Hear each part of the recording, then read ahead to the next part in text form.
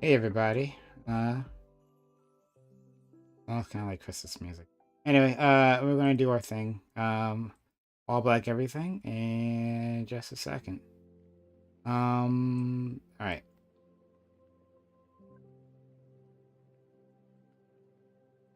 Hey everybody. Hello. Um, Well, okay, so that's not fun. everything is working. Um, how are you? Shit, thugging it out. Fantastic. Another day That's in paradise. fantastic. Yeah. Great. Um, okay. It's crazy. The chapter hasn't dropped yet. Did it not? No, Hmm. that's disappointing. Me and my homegirls. Yeah. I mean, I don't know. It'll I mean, it's fine for me. You know that, but Right. Well, but technically, you do it tonight, don't you? So, yeah. Tonight or like tomorrow morning, like whichever. Depends on how tired I am. Probably be tomorrow morning because I'm a little tired. That's why I was late. But also playing the shit out of Final Fantasy VII Rebirth. Oh my god, it's so good. It's so good. is that the game that you pre-ordered? Yeah. I did pre-order it, but I'm not sure if it's the game that you're referring to. But in any case, I love it. It's fucking fantastic. The first one, the remake was amazing. The second one is amazing. All again, it's just got like a whole list, like literally a list of perfect scores. Right? Remember God of War? The when it actually, I don't know, you don't play. But I've God of War.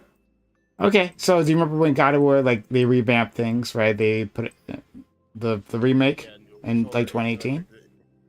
No. No, okay, exactly. But I Yeah. do have Uh, what God of War came with my PS5, the newest one. So I okay. All have right. God of War. But yeah, anyway, like the all I'm pointing out is that like God of War did this commercial and it was absolutely perfect, right? It was just like you know how um for movies they'll like put on their ratings, right? Like, oh, these critics rated us, and they'll just like have a commercial showing that stuff. God of War, it just like had a wall of perfect scores, right? Just like literally a wall because it was almost universally rated perfect. And Final Fantasy VII Rebirth has one of those too. It's Oh, like that good. I'm loving it. There's so much to do. I'm literally on chapter two, and I've been on chapter two for like 10 hours maybe, because chapter two it opens up into like this like open world type situation, and there's just so much there, right? There's like all these side quests. I've completely ignored the main quest at this point and just doing side quests, and I'm having so much fun.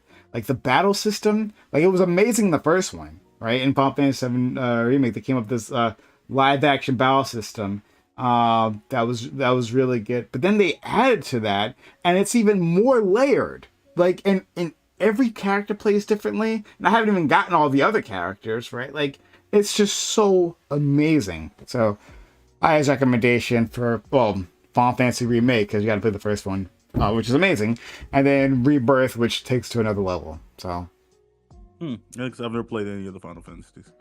So yeah, I have no I know, idea. yeah. I mean, I'm not No, not to me. talking Y'all to a thought I was real lying. Like gamer. you don't know what 7 is. I was like, I have no idea what this is. I know. That's why I wasn't Yeah. talking to you. I was talking to anyone else because I know you're not a real gamer. So what's your ideal squad for 7? Right now I'm just running Cloud, Aerith, and Tifa.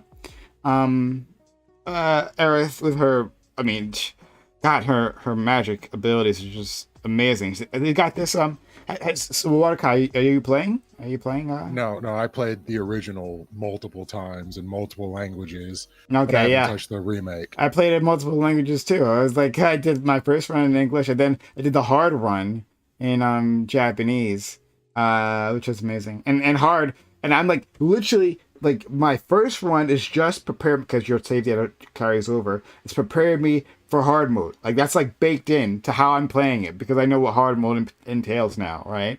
Oh, But yeah, Aerith, I think she has gotten some more stuff. She has like, she would place down the wards, right? The magical spells. She has another one called I forget what it's called. But basically, like it runs interference. It's not quite like a shield, right? But if an enemy, most enemies like lower level, not like super, like a boss or anything, but like a lower enemy, like runs at her and like hits the shield, it'll get hit with the stop spell basically, right? For like a short amount of time, but it'll be stuck there, right? And then you just lay into them, right? So it's like she ends up being like a fly trap, because you'll see like a bunch of like these small enemies like stuck in her shield, and then she'll just be like dropping spells on them.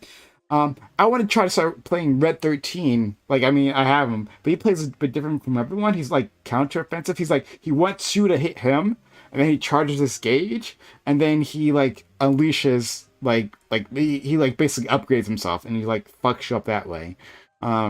So good. And I haven't gotten to Yuffie. Yuffie was amazing in the intermission. Did you play intermission? yeah, I did.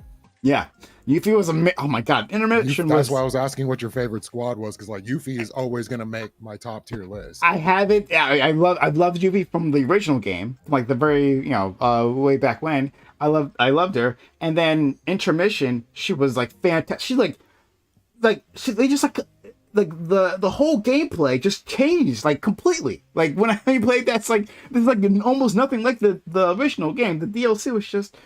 Wow, they just went crazy with that. And I haven't unlocked her. Like, I'm not there yet, so I don't know yet. But I'm sure if she's anything like she was in the DLC, like, Should be amazing. She's fucking amazing. Oh, my God. So, anyways, the point is that, and the DLC, the second one, so we'll just call it FF72, right? FF72, they have, the gameplay is actually closer to the DLC. It's closer to the DLC in that like there's like those tag team attacks, right? Yeah, That's what makes it dope. yeah. The synchronized attacks. Now they just like the whole squad can do it. The different combinations, and then you get different bonuses when you do it, right? Like one is to like get unlimited magic, right? So that I'm already coming up with like great combinations, right? Because. Sorry, I'm almost done, guys. We can go on and do our regular thing. It's just it's good to hear you excited Nerd about something. stuff is good content. yeah. I'm so glad it. But so with Tifa and Cloud, right? Some of these things, some of these synchronized attacks are like any combination can do it, and then others it's like you have to have a specific combination. So Tifa and Cloud have a combination that gives them unlimited magic, but then Aerith, right, because she's in my squad, she has that ward, right, that allows you to do double casting of magic, right? So imagine getting haste, right? So speeding up your ability to do attacks, using that on Tifa and the whole squad, really, right? And then like getting unlimited magic, going to the ward, and then dropping your biggest spells double for everyone, like all at once. Like that's a combo you can do. It's amazing. It's such a good squad. No, It's so good. I just don't want to like when the inevitable happens. What, Enjoying Aerith like that. I don't think that inevitable is going to happen. But I'm going to leave it alone. Really? I that's my opinion. I don't think they're going to do it. They're not going to do it. But we'll see. All right, sorry guys. I went longer on that than I thought I was. But like No, it's good to appreciate things. It's good to have fun. I mean, you made it sound fun. Like you made it seem like, oh, okay, I may end up getting it. Yeah. Start with the first one. Yeah, remake. Start with the first one. Yeah, remake. Well, That's what I'm trying to say. I was like, I don't think I have the console. Oh no, you can actually get. it's on every console. I think they even have Final Fantasy VII on your phone. Like if you really Yeah, they have it on. They have it everywhere. You can't. Wait, not, Seven's the first one? Okay, Yeah, listen. it's Hold a on. long story, my nigga. Though. You know, Yeah. okay. Let me just lay it I out like for your you. buck with it, There are many he doesn't know. It's fine, no. right? There are many Final Fantasies, right? Like that started like in the 80s or something, right? It was called Final Fantasy because Square, the company that made it, it was like the last game that they were gonna make, because they had run out of money. But then it became a huge hit, and that saved them, right? The Final Fantasies, right? 1, 2, 3, 4, they're not related in story wise, right? They are all different stories. 7 just happens to be the one that came out like in the 90s or early 2000s, whatever, right? Early 2000s. Early 2000s. And that one like took off in North America. So that was the famous one, right? So when I say 7, I'm not asking you to play all the others, right? I'm just saying Final Fantasy You don't need 7. Yeah. Those are The stories are not connected. They're not the same characters, even though they use same character names. So there's going to be a Kane and many different ones. There's going to be an Excalibur, There's always but gonna they're be not a the same Sid people. somewhere. There's always a Sid. Yeah, there's multiple Sids. Yeah, that's right. There are multiple Sids. But anyway, so then they made that, which is amazing, right? So a incredible, beautiful RPG, right? And that literally changed game design.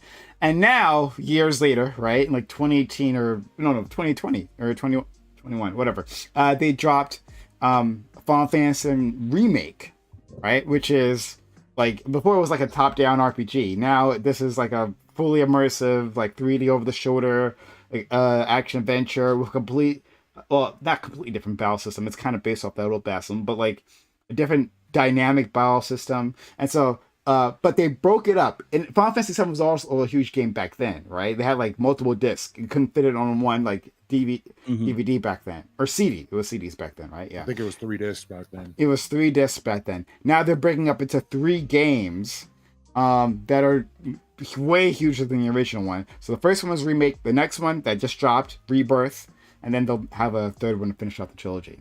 So there you go. Okay, so it's kind of like Fire Emblem, like a series that's popular but like not necessarily connected. Yeah, I think so. I've never played Fire Emblem, but I think I think that's the Technically, case. it's just that there are Fire Emblem games that have their own things called like the Tellus Saga, the fuck.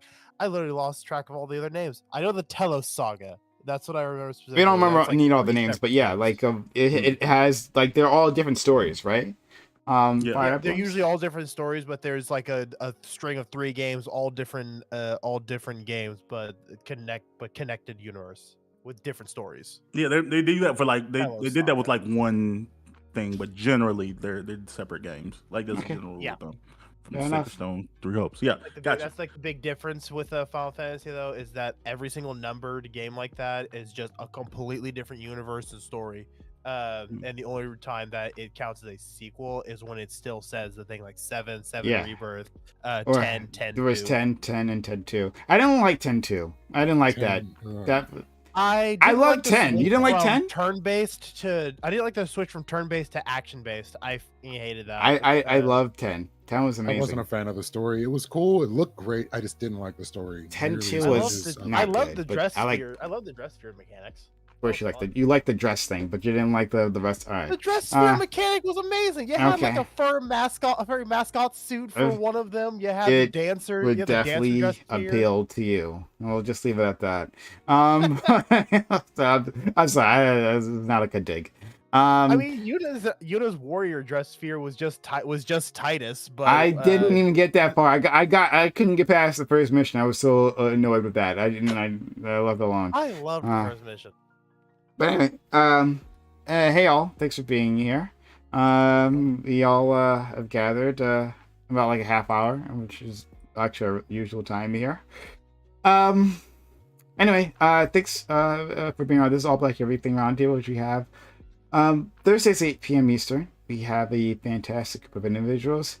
If you liked me ranting about Final Fantasy VII, consider supporting the channel. Follow the channel, I haven't done so yet. And consider subs to the channel and all that good stuff. Hype chat, super chats appreciated. All right, let's introduce our friends. We'll start with our friend Bam. How are you? Hey, Bam, I'm doing good. Having a pretty good week, no complaints. I'm trying to think if there's anything else going on. No, yeah, nothing else. I'm just me. Okay. Yeah. Oh, Bam. I before I forget, because I'm going to forget otherwise. There was an ad during the Super Bowl. Okay. I think my sound's effed up. Is it me or is it him? Is it me? Can y'all hear him fine? I can hear you. Can anyone hear I me? hear everything just fine. Okay. Okay. Yeah, I it's can me. hear And everyone fine. I have to figure it out. Okay. I can hear you, but it's like it went super low randomly. Oh, okay. I'm working on it. I was that way when I started up.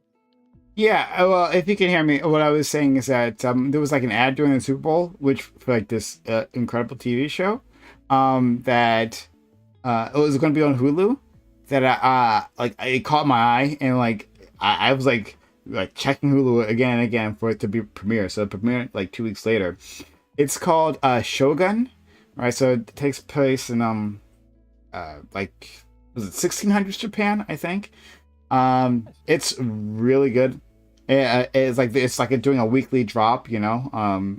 But like the first 2 episodes are available on Hulu, and I am a big fan of that already. Also, the main female lead, holy shit, Japanese supermodel. Holy fuck, she's hot. But beyond that, the story is actually really good. So, did you hear that, Bam? Not really. Oh, okay, never mind. Oh, I wish you had. All right, I wouldn't have. Never mind. Okay, let's go to Razor. Razor, thank you for being here. Hey, how y'all do? Yeah, as always, it is fun to just be here, be able to chat with all these, with just. I woke up from a nap recently, and I still haven't eaten. I'm currently getting that ready. But yeah, it's good to be here. I like seeing all these faces. Returning Water Kai. Bring me on more of your Minds of Ecclesia, you bitch. I'm kidding. Hey, I got you. Don't worry. Yeah, let's see where we go today. Okay, let's go to our friend DeAndre Pace. Nice to have you here. I know you were sick last week, friend. Are you doing better? Yeah, I am feeling much better today. I've had some type of gastrointestinal bacteria came in. Ooh. And I don't know how. The doctors don't know. Maybe you ate something. I'm like, I didn't eat anything. But yeah, so I was actually going to the hospital to have a surgery consultation to get rid of this scar I have on my chest, and I was feeling so horrible from the day before. And they're like, "Oh, we can't do it. Take it to the ER." Go over there, and they have to get me a couple bags of fluids in my body and everything. So I'm feeling much better today, and much better this week. You know, glad to be here with you all. Hopefully, this is going to be a fun conversation. Okay, yeah. I'm glad you're feeling better. I had some gastrointestinal problems like recently too. Not great. Not great. Yeah, they Barely said move. there's some type of virus going around. That's what my grandmother said. She said she saw it on the news. Some type of virus. Norovirus, maybe. I don't know. Well, it's Whatever going it, around. whatever it is, I hope that ends because holy fuck, it was not fun. It was not a fun time. But anyway, I'm glad that you are at least back up in your feet at this point. Fran, we're really happy to have you. Next we have Water Kai. We haven't had here for a long time. How are you, Water Kai? Doing all right. Glad to be back. You know, I always like being here. It's the best place you can be on a Thursday. No matter what anybody tells me, I'll tell them they're wrong right to their face. Great to see all these wonderful people. I've missed Bam, missed you especially. Razor I've had on a couple times. And yeah, I host a Wednesday panel called The Minds of the Ecclesia.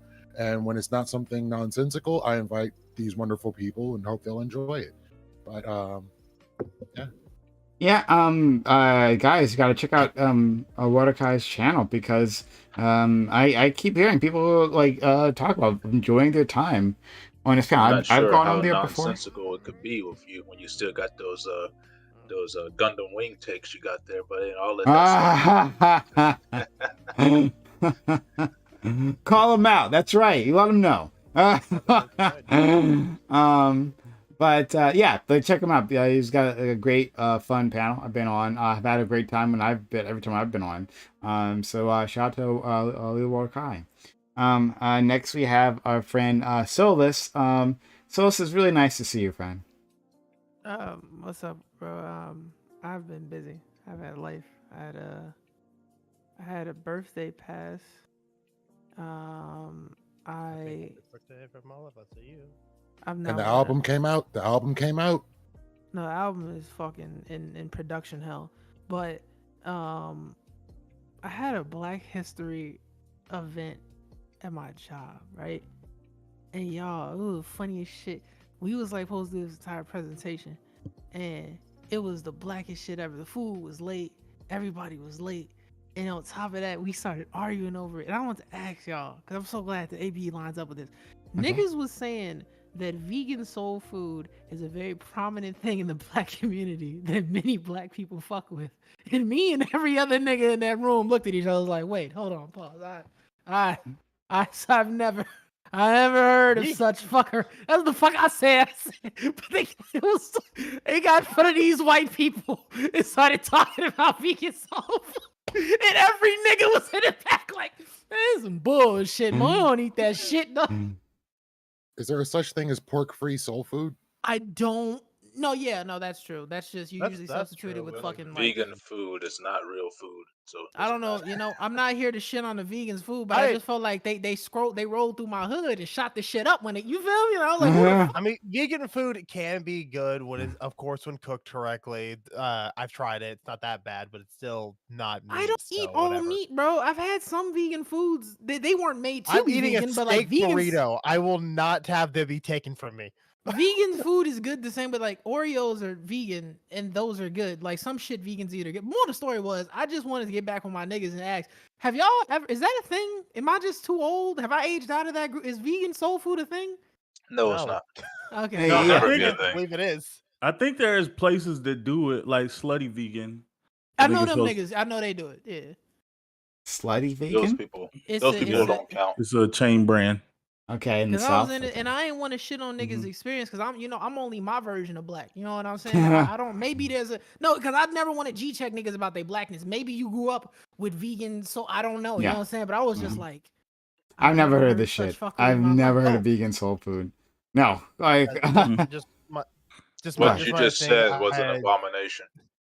So It's just like my, safe and so just sane my thing fireworks. that I forgot to say in my thing I was gonna say in my opening, and when Waterkai talked about his Mind of Ecclesia thing, it immediately kicked my head.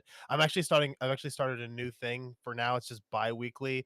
I've been calling it No Man's Land, where me and a more right-leaning person by the name of Howard talk about different topics. This Oh, coming okay. Monday, we're going to be talking about Okay. Alright. toxic femininity versus toxic masculinity and incel femcel culture stuff.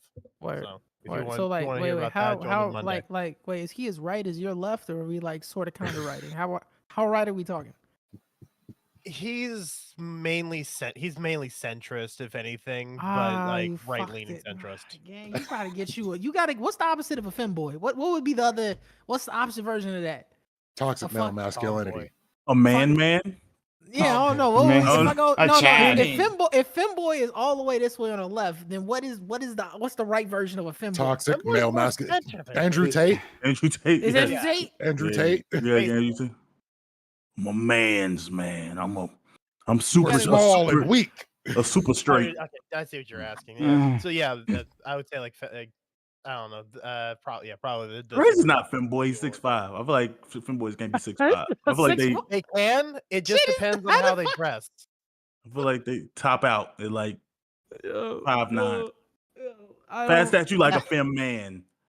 I'm not. I don't I mean, know. I got the, the- I I don't got know the the patch Catman thing updates going, to the patch notes to femboyism. I'm I don't telling really. you. This is Fair out there. enough. If I There's actually definitely a shave and category. actually, if I were to constantly shave and actually wear my makeup daily, you would not. Yeah, you. I Yeah. feel. I mean, I know a nigga that's. I Same don't with know the if he a wig, fem. but- Wait, no, he is kind of a femboy. Shaq His- can't be a femboy. Like no matter, I don't care how no, bad he that's wants all it. about to. No, but like all about Magic Johnson's son is not a femboy. But if he wanted to, if he want, he could. He right damn near right there. You know what I mean? Ooh, Like, that was a good one. That was a EJ. yeah, bro. EJ is a good. That's a good argument. You know That's what? I'm just saying, bro. That nigga He's the could have. best. The nigga I'm back. could have been the next LeBron James. The nigga is legit like 6'5". Like But the nigga, yo, no, he like got damn near the same height as his pops, bro. Like, oh, Mm. bro. I bet Oh, he got shit. I bet he got a little shot on him. Bro, that's what I'm saying. Imagine if Like you like your low-key daddy nice. didn't. Yeah, like I said, your daddy didn't like. Even if you was like, what you call it? Magic taught him how to shoot. I know the nigga can shoot. Could you imagine a 6'8" big Mhm. gay motherfucker, but he balling out of Yeah. crossing fucking niggas up on the court, You bro. know what? Yeah, honestly, it's disrespectful that he didn't hoop. Like he set gay people back by not hooping. He could have Nah, changed. bro. He Him could and have changed the gays. Bro, him and Dwight Howard could have literally changed the perception of gay athletes. For it could have been a whole different. That would have been a crazy point guard center combo, Joe. I don't even know what you call it. Dwight Howard like is considered gay. Dwight Howard like trans I don't know women, what the fuck is. but even No. Dwight Howard likes a little bit everything. He might, he But, he ain't really. the person that sued him like weirdly it looked like a girl, even though their genders are he him. The person that like talking about the thing with Dwight Howard looked like a girl. Like effeminate dudes. You still, I mean, that's still a, you know what I mean? Like that's your, you can like it that way. You know what I'm saying? You ain't gotta, you know what I'm saying? Like, but I'm just saying for them, if him and Magic Johnson's son was on the same, imagine they won a chip and beat Kobe. Like, We could have changed the gay perception forever. Yeah, but at that point, how many people would be complaining about locker rooms and other nonsense at this point? it would don't never matter. really be We truly get buckets, accepted. nigga. It don't matter. If they was teammates and they was really hooping, No one would Thomas get would it. get by it. The niggas would start, bro. I It'd be can't like believe that. It'd be I'm like about in to say, football. Like niggas be racist. Michael Sam did that for like college like football. Trans Michael Sam Yoga. was like Yeah. gay in Missouri's locker room in the SEC for years. Apparently, all his teammates knew, but that nigga was like 6'2", 260, rocked up, and who gonna say? Who gonna I'm check trying to him? tell you. I'm telling you, bro. If they get buckets, got it's gonna be cool. like so. Like it's a lot of people that are really, really racist, but they have a favorite basketball, football player that's black. And if you get buckets for niggas, stop caring, Joe. I'm trying to tell you, you get a chip for Orlando. Ah man, look, they ain't gonna get a fuck if you gay. They bring a pride flag and bro, it'd be different. I'm telling you. Mhm. Like you think that people don't care about race? Like you think that like none of this matters until Luka and Joker started balling, and now white people got like white people found some hope, boy. They was like, man, I like LeBron. I don't care about race, man. None of that mattered. But then Luka and Joker That's not started how it balling, works. and it was like, wait a minute, you know what? Get me The points white in my boy is fantasy about the league. great white hope. Which Fuck. So all right, then I don't know much about basketball, but like I do know like the history of like athletics and how like you always have white people like admiring or even being jealous of black athletes and their achievements, right? And people are like always looking at this. Oh, this is a sign of us coming together, but like it never really is. Like it never is. It's like, oh, I Miss really a like free this throw to black win a game. athlete, and at the same time, right? And he's one of the good ones, and I can at the same time have like all these vile thoughts about black people in general, So like relating that back to the conversation, if these individuals, the kids you were talking about, had been playing and they were gay, yeah, I mean, some people would be like, yeah, I mean, those guys go, yeah, maybe gay people aren't so bad, but then the way they treat them wouldn't actually change, right? The regular people, right? Like, this is a feminine gay man that makes me feel uncomfortable for whatever fucking reason. And so now I gotta like push them into the lockers or some shit. I don't know, right? I don't know. there was actually a actually be comedian. funny. Hmm? Oh, sorry. Go ahead. No, I was about to say this is quick. There was a comedian that told a joke about this, and it was so good. He was talking about everybody was hyping up. You're about to butcher Everybody it, was I'm sure. hyping up Bear Bryant for letting black players on Alabama, but he was like he was doing it in like almost 1980. He was like integration had been happened, but people was excited that in 1980, Bear Bryant started adding black people to the team. He was like that because they started winning because I think they went and got beat by USC and USC had like all black dudes. So then Alabama went and got black dudes. And he was like, white, it just fixed racism for the whole city. They was like, wait a minute, this dude could play. So then his argument was, he was like, man, if we could just get some, he said, if the trans women could just get together and get them a good college football team, they said they could save the world. He said, and he was talking about, he was like, he said, all we need is some good trans women. He's used the T slur. I'm not gonna use it, but he's like in a cloud of dust.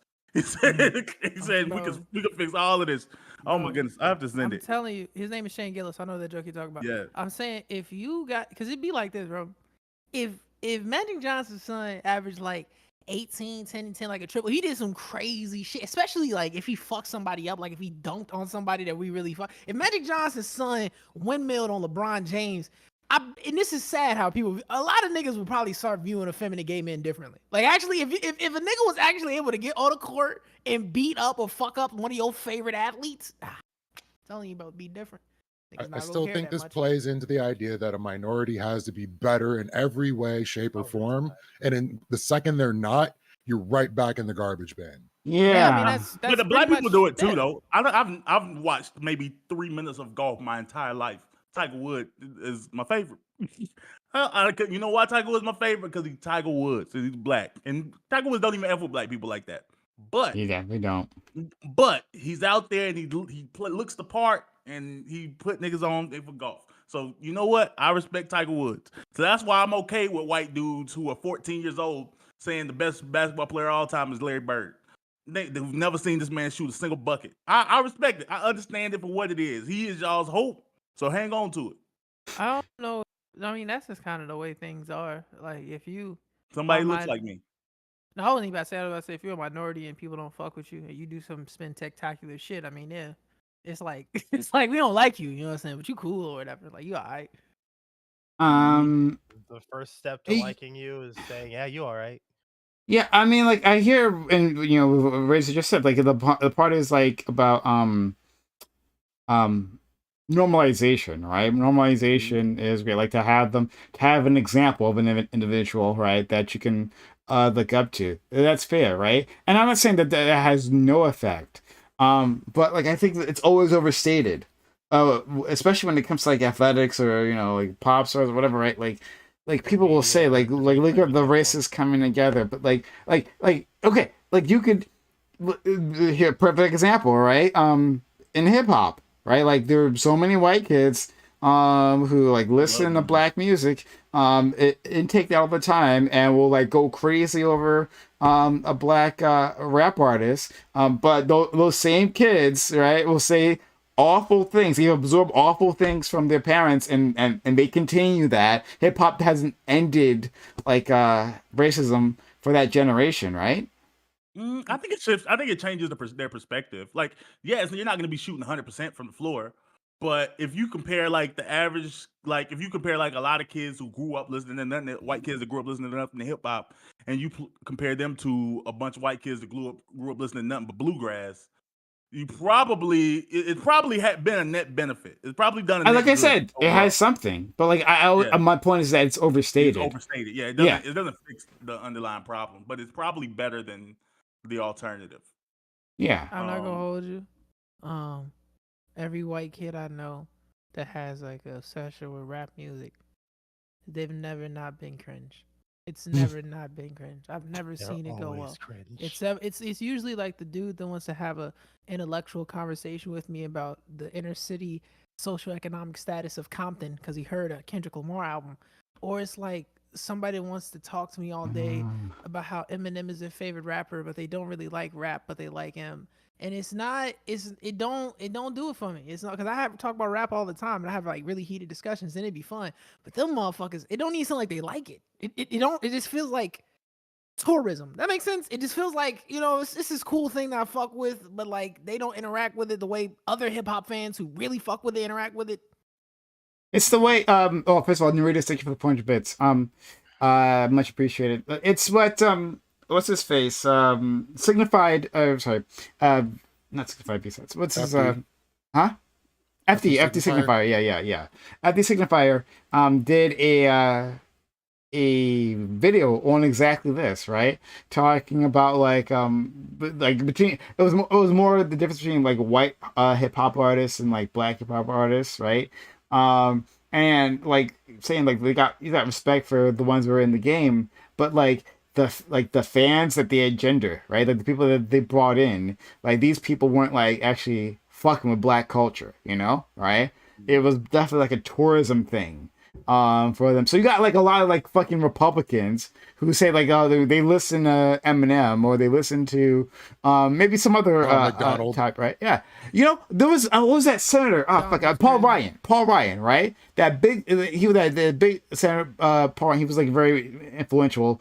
So Ryan he even wasn't a ran. senator, he was Speaker of the House. Oh, speaker. Oh, he's Speaker of the House. Oh, I'm sorry. Yeah, excuse me. He Yeah, was Speaker of the House, but he left. yeah, he left. In what 2018? Yeah, you're correct. Excuse me. He was in the House of Representatives and then became Speaker of the House. And he also became like a running mate for in a Republican presidential campaign. Anyway, he talked about like how he liked hip hop, Album off Skrillex. right? So like the point is that like even these people who embody not black issues, right? Who stand against everything those artists do. Like they say, oh yeah, I love hip hop, and they just aren't engaged with the culture in the way that other people are. You know? Well, hip hop, I was about to say hip hop, depending on the area you're looking at and the artists you're paying attention to, aren't necessary, especially nowadays, aren't necessarily that political, and also aren't necessarily that revolutionary. Like, like I don't like being Republican and liking rap aren't necessarily like depending on you like aren't antithetical. You know, maybe you might not be feeling Kendrick Lamar like that, but when you hear these rappers actually the weird time they do come out and speak directly on politics, a lot of them, especially when it's like money, cars, clothes, like aren't that well informed on things, and they kind of, and if anything, a lot of them be like, oh, you know what, Trump pretty cool, like Lil Wayne's Trump. I guess at this point, I don't know. I guess at this point he would be a supporter. He's been Sexy he's Red been definitely is. yeah, and it's come from like, oh yeah, we have for Trump in the hood, like, and that's not coming from a place of like, oh, I've really engaged with everything, but it's they appeal to the aesthetic of it. So I don't think that like necessarily like, oh, Paul Ryan was a Republican and he liked rap music. I don't know if that's necessarily a contradiction.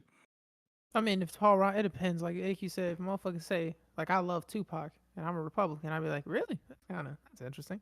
But yeah, if you're like I like Ice Spice, well, Yeah, there's maybe. no nigga. All right, like there's no message there. You just like to hear goofy. You're shit, talking nigga. You about like noises. talking about the color of her booty and her pussy, right? Like it was you. That was a appealing message to you, right? You heard, you heard that, right? It spoke to you, and then you became a fan. Fucked up way to That's get all into it hip takes. hop. There's a fucked up way to get into hip hop. Oh my god! I don't disagree with you. It's so hard, but no, Bam, I love what you said there. Like I really do love it. Like yes, it's an indictment of hip hop. Like Trump is such a beautiful indictment of hip hop. Like modern, not like all of hip hop, right? But like I guess like radio Mainstream rap, hip-hop? right? Yeah, mainstream radio, yeah, rap. Exactly that. And I'm about to say, what do That- you say modern? I'm about to say Trump was big in the hip hop community back in the '90s as well. They thought Yeah, it was like the coolest thing. yeah. So what I'm saying is that like and I'm saying is that like the way that hip hop presented us with so much like of an aesthetic, right? It was so tied to that aesthetic. And back then it was like the gold chains, right? And Trump was all about the gold himself. And then he kept Trump was a very loud, in-your-face rich guy, which is exactly what they were doing. So of course they glommed onto him, right? In New York. Yeah, and in New York, yeah. So Trump was a perfect example of loud nouveau riche, right? Behavior. But then that was all there was to it for a lot of the guys. Not all, right? Obviously not all, but like for a lot of people, that was it. And so when you're actually you encountered with his politics, right, and how anti-black he is, of course there's no response there because they aren't paying attention. They don't give a fuck. Right. They just like that he comes off as a boss and he don't Yeah. give a fuck. Yeah, I just except kinda when you saw it actually as- look at the actual policies and how they've affected black people, the math comes out differently. I mean, Trump the doesn't reason have why any policies. so many black people have done is because now they're starting to do their homework. This is the same Donald Trump who funded Jesse Jackson's campaign for presidency twice, who received the Peace who received an award from the NAACP, who was on pictures of Rosa Parks, who was letting black homeless women sleep in Trump Tower for 7 years without having to pay a single dime in rent.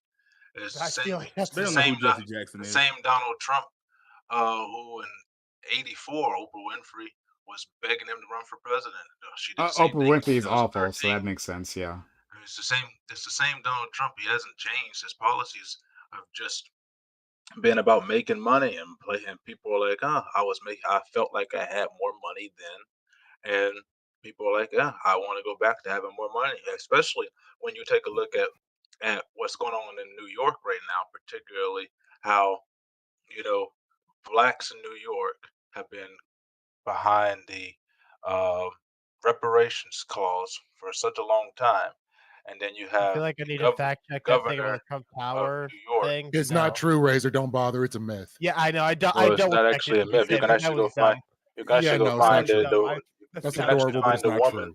You can actually find the woman. She made an actual video about it Yeah, on her yeah. I'm YouTube page. looking at it right now. But AP News claimed homeless woman said Donald Trump allowed her to live in the New York but hotel for you free, take a according to look video. It was at what false. the reparations argument that blacks have been making in New York and in Chicago and places like that. Well, now they come up and say, well, we're going to give these illegal immigrants $10,000 on a debit card, and they're still having the reparations conversation There's in New another line York there.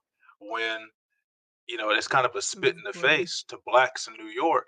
You got these people coming here, and you're going to give them money, but you're not addressing the issues that are causing problems in New York City and in other places where black people tend to live. Well, either way, The it's economy adorable. the economy itself is like the unfortunate reality is for the average American, the economy is a perception. It's not like it's like if Trump comes off as like America's doing great, everybody's got so much money. Like whether he's done any policy, whether he's done anything to actually impact the economy, so people feel like at least domestically, people feel good about the economy, and that affects like Morale. yeah, That's not actually it's really a true. morale thing. The perception is based off of what it feels like when you go to the store.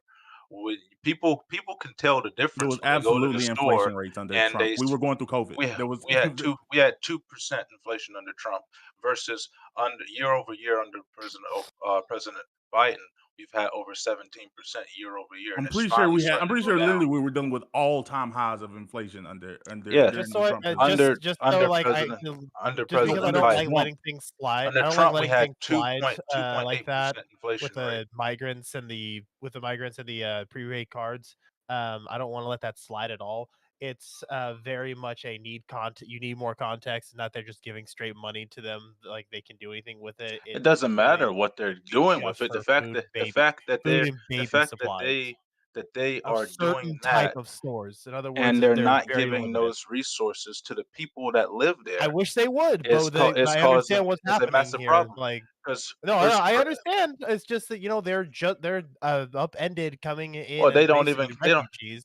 I they don't even care understand about that. the food thing I'm either. Because we had stories out of New York where they were giving these guys food and from what source? From they what didn't source? like the food. OAN, Fox From the New News. York What Post, source? from New York Times. They had sources where they were giving these people food, and they instead of taking the food, they were Oh no, throwing it give them away food. because they Um, didn't. They Oh said no, they're they throwing didn't food they didn't away like the like way the every food tasted. corporation does. So they're Billions of dollars of food goes to waste. Fun. these Okay, people wonderful. who are supposed to be desperate, homeless, and without food are throwing food away that they're being given for free. That doesn't make any sense. And people in those Every areas corporation does it.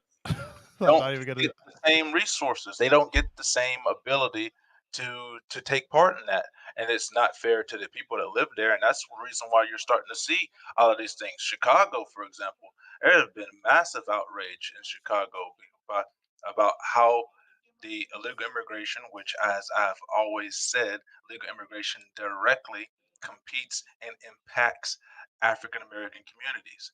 And Chicago is a prime example where now that the illegal Oh, like- immigration has affected Chicago. Sorry, I don't. Sorry, I recognizing that- don't. Well, sorry, yeah, one because the second. whole I, thing of tired the of model minority thing. I didn't actually want to get into a conversation about immigration. This is not we. Yeah, I was about to say, Sorry, why the this. fuck we got the rap to here, but Yeah, I don't know how we got No, to. my point wasn't about the I'll let certain immigration. My things point slide. is that the reason that you're seeing these shifts is because these things have always been there, and the way that people were, like you're saying, they're talking about Donald Trump back in older rap videos, is because they're like, oh, he's about money.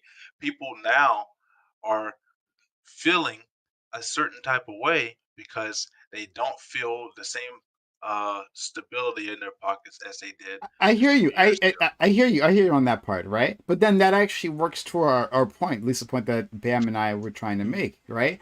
Because these people are, if that is the case, then you are apolitical, right? If it's like you're going on feels that like I felt more prosperous then, and like not examining policies and don't know how like the economy intersects with the presidency, right? And like that is the reason, then yeah, like I double down and saying that this is not a person that interacts deeply with politics. Not that you can't, not that like a black person can't like of their own volition arrive at becoming a Republican, right? But these people aren't even declaring that they're conservative, like they have conservative values, or like Trump embodies those particular values outside of making money, which doesn't even do any which way, right? Which is he's a big fraud. But in any case, right? But outside the aesthetics of making money, there's no depth to their loyalty. That's it. That's all they see,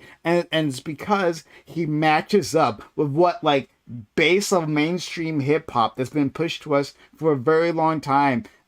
Is like, again, there's other hip hop artists that are a completely different wavelength, right? And shout out to them. But that's what we're talking about.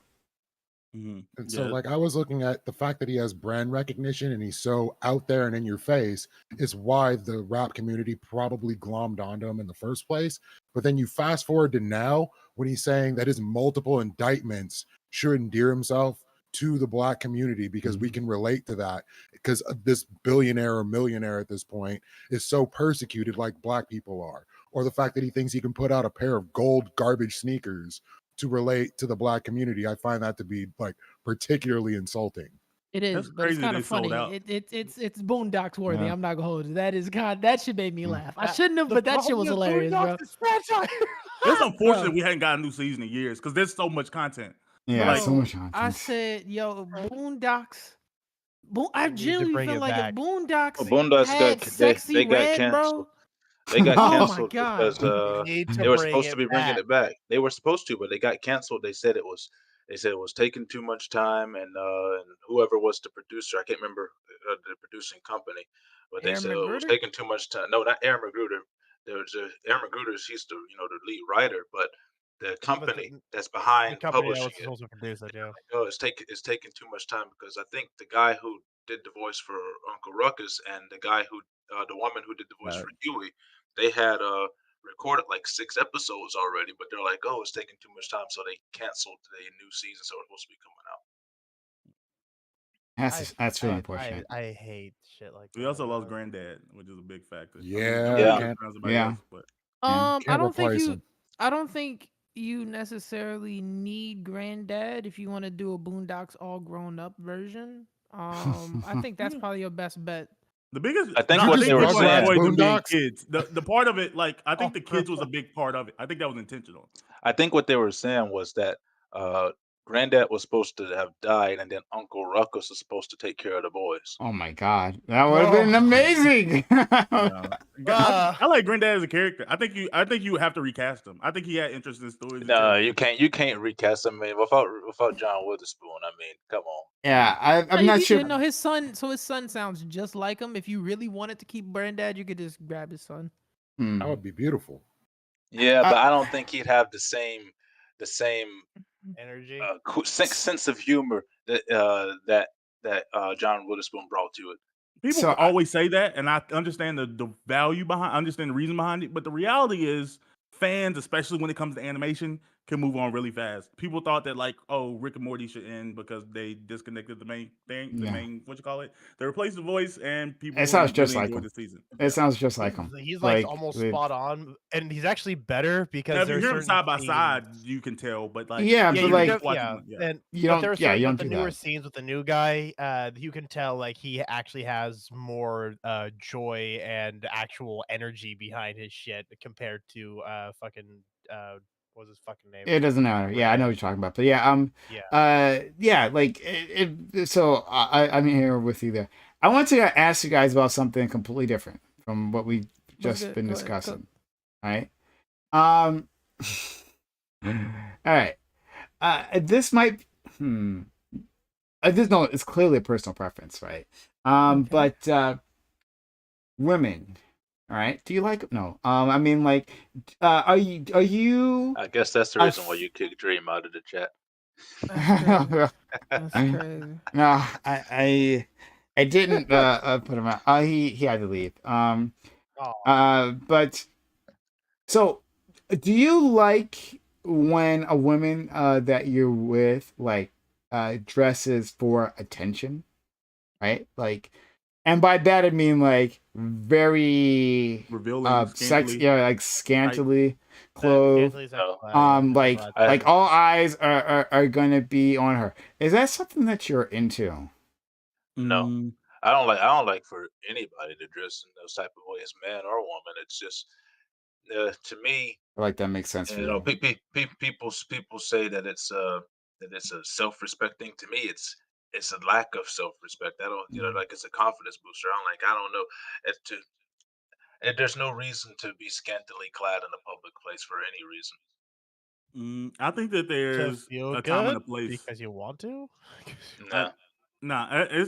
That's what you want to feel like. I think that there's a time and a place. Like one, I definitely want a girl who always cares about her appearance. Well, unless we're at like home. I like when you can get like be home and be cozy and be whatever. Like put your hair up, like that's super sexy. But if we're going in a public place, I like a girl that always keeps that like in the forefront. Like, oh, okay, I want to like look good, not just for me, but for public. I think that's a legitimate thing. Now, seeking like sexual compliments, I think that would be the difference would be like, oh, okay, does she have discernment on time and place? Like if she's like, oh, I'm going to a club with my friends. Like I'm not a club guy, but like if my girl was going to a club with her friends, she wanted to wear the little short dress that's got a little butt cheek out. I was about to say, don't do nothing disrespectful, but I get it. It's that the scene makes sense for that. Now, if we going to meet my mom, like we're going, you know what I'm saying, we going to like a family dinner, and you just got like the cleavage like going crazy. Now I'm feel like you don't got discernment, like you don't understand the time and place. But I don't have a issue with girls dressing sexy like inherently. Yeah.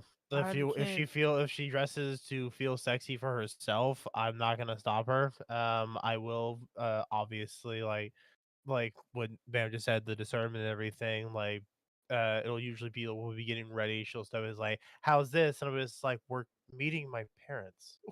What if she feels sexy for herself and Meeting your parents. Yeah, meet your parents. Yeah. See what I'm saying? See how that I was you run into the that discussion screen. was that discussion would still happen. Just like say. Why are you stifling her? It's not the right time and place, Bro. Yeah, Razor. Why? For me personally, because of who my partner is, I already know that's not going to be a thing. So it's very hard No. for me Don't actually have to bring in your engage partner. with Come it. on. Like This we're nigga doing on for the hypothetical, grade. man. This Why you nigga trying trying to you tell always me every time you bring up a girl thing, right? He's like he brings up all his He be like, partners oh, and shit, do this and oh, that. shit, she's We're not watching, talking bro. about your Gotta get out of partner. this. I love my partner. I love. Oh, None of funny, us see how he know your tried to get partner that? like that. Nah, Oh, nigga, come on, nah, man. nigga, for the boys, bro, for the dogs, dog. What do you think, man? I usually wouldn't care. I usually wouldn't care too much personally. I've been to kink parties. I've seen women dress sexually and not dress like kink, dress like a kink party, right? But outside, like going to pick up the kids at the daycare center. Like, want to see your If grandma. she wants to look beautiful and sexy, then okay. I can't stop her. Why would I stop her? I obviously I would still talk about it, but why the fuck would I want to stop her? So the other day, bro, and I feel like this is not that I'm old, right? the other day I was The seeing other this day. picture, and it was two pictures side by side, and there was one with a bunch of OnlyFans chicks in it, just naked, but sporting their profession, and then was an AI generation of them being like covered up, but like in a classy way, like it would go God, from I booty hate those. skirts to dresses and shit. And I looked at it, and I was like, oh my fucking god, I really like the other one.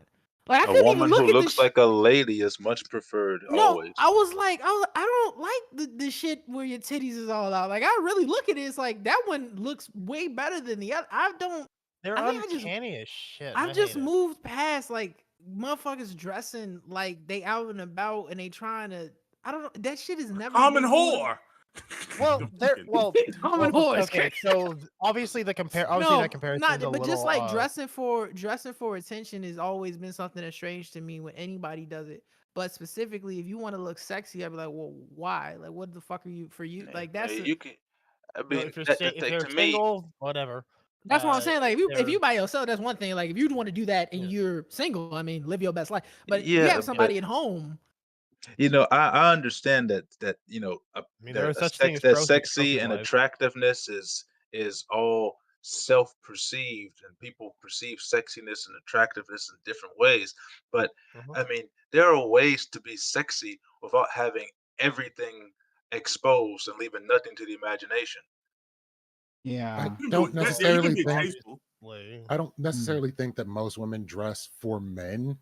A lot of women tend to dress and set themselves up for women and to kind of catch smoke off of women. Mm-hmm. So I got no problem with whatever any woman wants to wear. Like if we're in a relationship and I'm going to like a job dinner, yeah, I'm not going to really appreciate that because that's messing with my money. But other than that, if they feel more comfortable doing that and they want that level of attention, it's perfectly fine to me. Oh, well, If they could anything, it feel makes it more comfortable with it. fun. They just wouldn't be comfortable with it in my presence. They could go date no, If somebody anything, else. it ends up that's making it my more bro. That's fun my when favorite. when you grab her, take her home, and everyone's just like, "Oh man!" Like That's piss my off. favorite saying of all time. Like, you could, motherfuckers, like, would you be okay if you did? It's like, I'd be okay if you did that. You could do whatever you want. I don't own you.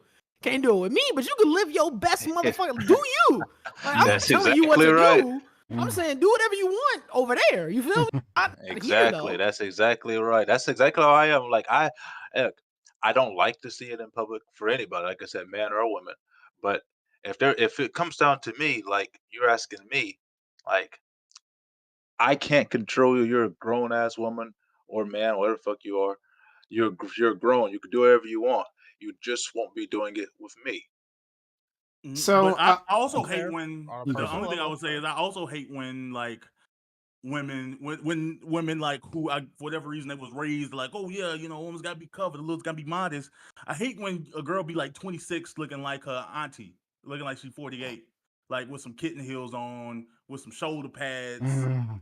in a thing. And like I'm like, I don't know. Yeah, like so while y'all saying like, oh yeah, I want You my got to girl bring the covered, shoulder No, I pads I get think into you. she wants this. to like look good. Look like I said, be presentable. I want you to look good.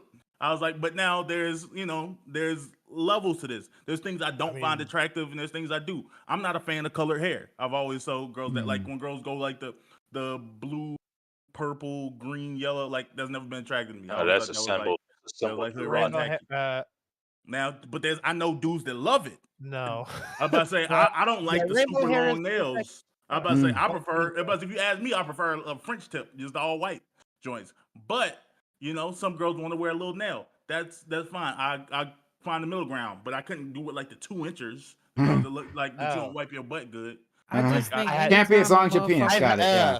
I have like a almost a childhood trauma with the long acrylic nails. I can't. Anytime somebody with that does shit. shit like blatantly for other people's attention, it's just a general socially, like just person to person. You ain't got to be a girl. Just period. That shit is a turn off. Like it's just especially if the people you seeking a teaching from is just Joe Blow schmo. Like you just want the hoes at the club to see. Like what are you doing? This is how you like. This is how you want to spend your Friday. Like you spend actual money to impress bitches at a club who are probably still reading at an 8th grade level. That's what the fuck you chose to do with your time and money. I don't know. I think I part of actually being don't an like that adult. one. I think part of being an adult is you could say it's to impress others, but I think it's okay to like when you go out, you have a desire to be not just presentable, but to be like I don't know, exemplary. Like you ain't gotta always go out in like a 3-piece suit, because one, that wouldn't even necessarily be presentable all the time. Like, you wouldn't have discernment for like where you going. Yeah. But I do think I find personally, I find value in fashion, and I find value in people who take time to learn themselves, learn their body, learn what looks good on them. Like, You know, people who pay fashion is attention to one thing, but like fashion. it's what I'm saying, how you choose to express Been that. told If I you look great in a crop if you top. go out and you buy Mhm. like a nice designer dress and you find something that looks really classy and sexy, that's one thing. But if you're like Mm. showing off your ass because you want attention, I that's think just unattractive. Because the Yeah. internet What if think space you is that's just the like thing. no, fucking no, the That's the thing. opposite. what if you just feel good about yourself? What if you've been hitting the gym?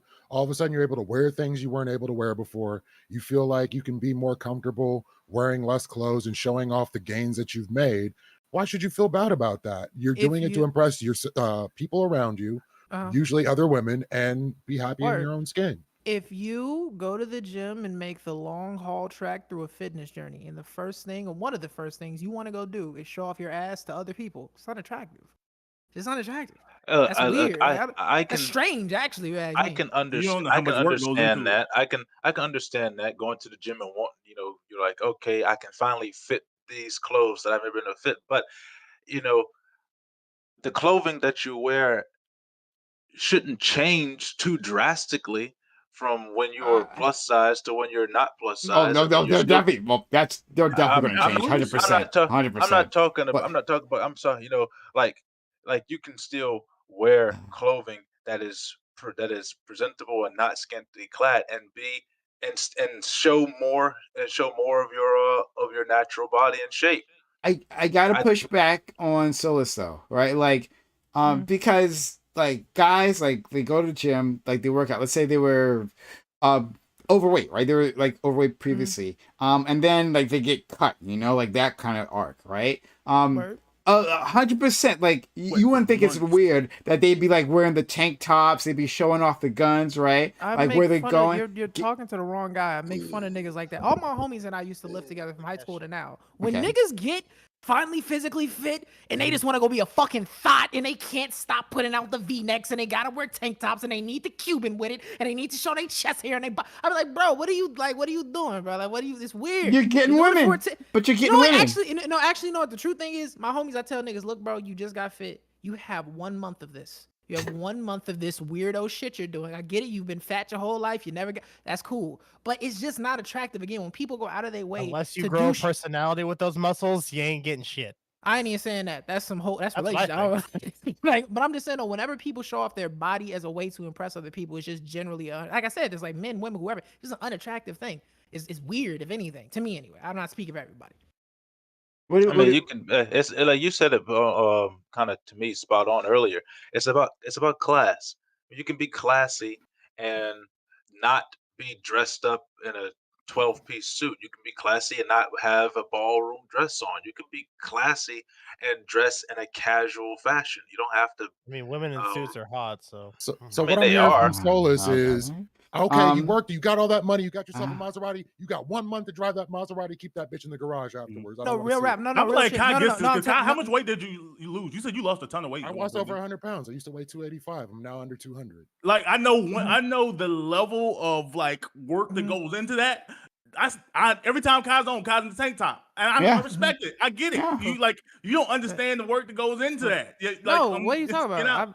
I didn't The lose work 100 went into ball. That's getting no this salute bigger to you for room. losing 100 ball. The most amount of weight I ever lost was 35 pounds. But even in that transition from a fat fuck to a slightly husky buff fat fuck, in my opinion, right? I didn't never feel no need to do that. My biceps were big. I was strong in the whole nine. But I just, again, in those moments where I would go to the store and I'd be like, yo, I can wear this now. I was like, but do I give a fuck to look good for these niggas? Like, do I actually give a shit? Why do I think like that? That's weird. You're doing It's it for you. That's what I'm saying. You do I'm it for not. you. You're not. I'm. You know what? I won't speak for you. For me, I knew in my head when I was like, bro, I'm putting on this tank top because I want to go to these environments that I was just at as a fat slob and look like that nigga. That's what I wanted to do. And in those Yeah. moments where I sit and think to myself, well, why the fuck do I want to do that? It's just that became unattractive for me to do for me. And then when other people did it around me, I was like, bro, this shit. I don't know. It's just weird that somebody want to do that. It's just a socially unattractive thing for me. I can I mean, understand it's the like add pictures and like girls. First of all, girls don't even actually really like that. Like it's if you're on like a dating app and it's like your picture is like a shirtless selfie squeezing abs. It's actually not even considered attractive. Generally. I think a lot But of girls do. I think there's certain cohorts. You break them up. There's definitely a cohort that loves the ad picture, but I'll leave that alone. Go ahead. Yeah, it's not the I'm majority. okay. Yeah, that's neither here nor there. All But preference. but generally speaking, I think that like someone who's made like went through the physical effort to find their level of fitness, like gotten their body in shape, like even if it's not like naked, I think that like, oh, okay, I want to wear different clothes because like something I disagree with Pace on is like when your body change your body shape changes, it it probably should change the type of clothes you wear. Like, if you were the like larger people just don't look good in certain silhouettes. Like it's just not like you're it's not meant for you. And I know people say they're like, oh, wear whatever you like. Like technically you can, but like if your goal is to be seen as like flattering or Bam. attractive, everything doesn't look good on every body shape. And once someone loses weight, maybe there is like a time like, oh, okay, like Bam. I can go in Forever 21 or I can go in H&M and they actually have my size in jeans now. I'm not. That's what I just say. Most motherfuckers that are fat that I know go from sweatpants to jeans, and that's something that I've experienced myself. Right? You do get to wear certain things. I'm not saying don't dress differently. You've obviously earned it. I'm saying the nigga that never in his life gave a fuck about what other people think, right? Or at least, a lot of people, when they have to go through that transition from this to that, you have to really do it internally for yourself. But now, your chest's a little bit bigger, your biceps a little bit bigger, so you pulling down a V-neck, you want to see the chest hair with the Cuban, and your biceps is like, bro, I get it, you got a new Ferrari, you want to drive that bitch, I get that, that's cool. I give niggas they 1 month of grace period, because like you literally have something new to your life you never experienced. But when that is a consistent for you, like you just need to show and shine it, that shit's lame. Okay, so I'm well, trying you to see, work. for me, it becomes a bigger problem for people, particularly who go out and flaunt about their bodies like that when they have children. Because, like to me, the way you dress in public, I mean, you should be presentable all the time because you never know who you're going to meet for business purposes. Money is always important, but you're also an example to all of the people that you associate with, especially if you have kids. And you have some people that are running around here looking like they can be, stripping on a pole at any given moment, and the kids are sitting right next to them, and it's disturbing. Yeah, what's your answer to this question, Prime, since you started it, and then you can go to whatever your next point was. Sure. Look at this nigga moderating. Look at Bam. I was just saying this. Bam's a hero. Let's put that out there. Bam's a hero. And I was trying to be helpful. I really appreciate that, actually. The reason why I brought this up is because I'm on Instagram, and if you know anything about me, my Instagram feed is like 99.9% Instagram models, right? BBLs galore, right? Like it's just like BBL Far as the eye can central. see. Is it's just rolling hills, right? And so and I was looking at there was specifically a video this woman put out, and it's her clearly in this, like, she was in the hallway, that was leading into what was clearly a classroom, right? Now I don't know like what was in the classroom. I think there are people inside, but like I don't know if there were like kids there, right? This might have just been like a college or whatever, right? Or like a nighttime annex thing. I don't know what's going on, right? Within that room, okay. right? But she was out there in this like sheer outfit, right? Like kind of see through, really tight. I don't know if she had a BBL, but she had the BBL like type of ass, right? Where so if it's like a crescent moon, right? Like this skirt like was like just like 60% covering, right? And there was this other guy who was in the hallway, and he was like he was like stun locked, right? Like he was in the frame. He was stun locked, looking at her ass, and I would be too. I mean, like it was nice. Kind of like that. I hear you, Like right? the What I snippet from the this- Kiss video when she's walking down the hallway and Chris and T-Pain are staring at her. I didn't see that video, but like I Difference think is I that I know understand what what you're talking you're about. trying to say Yeah, I here, know what right? you're But like yeah, so she she looks good, right? And she's like in high heels and stuff. She looks hot, but like, should it be there? I don't know why she was like. There might have been a reason. There might have been like a good reason, but like scrolling through the rest of her Instagram, right? Yeah, Like like with it the was pictures that she smooth. chooses to put forward, which is not her entire life, but the ones that she chooses to put forward is her like being like that in public. And there's plenty of Instagram models who do exactly this, right? Like there's the classic one is going to like the grocery store and like the most outrageous outfits, and it's like, really? Why? Like, I don't know. Like Like you I'm pulled up I'm to I'm Kroger. imagining myself dating them, and I wouldn't want like that level of attention coming to me. Now that's me specifically because like I like when I like I'm not a problem person who has a problem with attention, but like I want it on my own terms, right? I want people to pay attention to me because like my personality. I'm saying something interesting, right? People gathering around, they want to hear what I have to say, right? Say something funny. That's why. But I don't like the constant attention of like Oh, yeah. fashion brings. So anyway, so to wrap it up, is that like yeah, so like these you'll see these women who get extremely like loud with their sexuality, you know, right? And I guess I'm not like the hugest fan. Like in terms of I like looking at it. I love looking at it. But like if they were with me, I'd feel like super self conscious about it. And I don't think you have to be. I think it's fine to like to be a partner with someone like that and like that not be a problem. I don't judge any of that. But like for me, I just wouldn't like the constant attention like that. I don't know. So there you go. I So, put like, one in for the some chat. Now people, this is just this girl's body, but could you go grocery shopping in this? well, She's here's fully what I'm covered. Yes. Well, outside of cleavage, Let me Well, see what cleavage. you're here's the talking thing. about. There are people that particularly that the woman is like their Maserati. So the fact that they have this woman and she dresses that way, that's what they want. They want that attention and they Yeah. want you to look at their girl. I Mm. meant And it's I Nah, mentioned that some completely niggas earlier. like I The what they that. mean, want. trophy wife. I There mean, is I, some I niggas don't like see that. I don't see a problem with the picture you showed there, Bam. I don't see that as something that is an issue. I mean, she's got She's a gonna be good built like that, frame. whatever she's in. I'm about to Yeah, say, yeah. like yeah, she's got a good frame. It's not like she's sitting there and I mean, you can practically see her panty line in her fucking shorts. I mean, she's not wearing anything like that. So I mean, I think that's acceptable. But I mean, I think I would say in Prime's case, I don't think I would feel self conscious about any person that I'm with. I think I'd be more disrespected by the fact that they're out looking for other people's attention instead of my own. Always, like I said, man, I just felt like it's always a thing of like, it's hard to respect somebody the same way when I know in my heart of hearts, like, you give a serious fuck about other people's attention.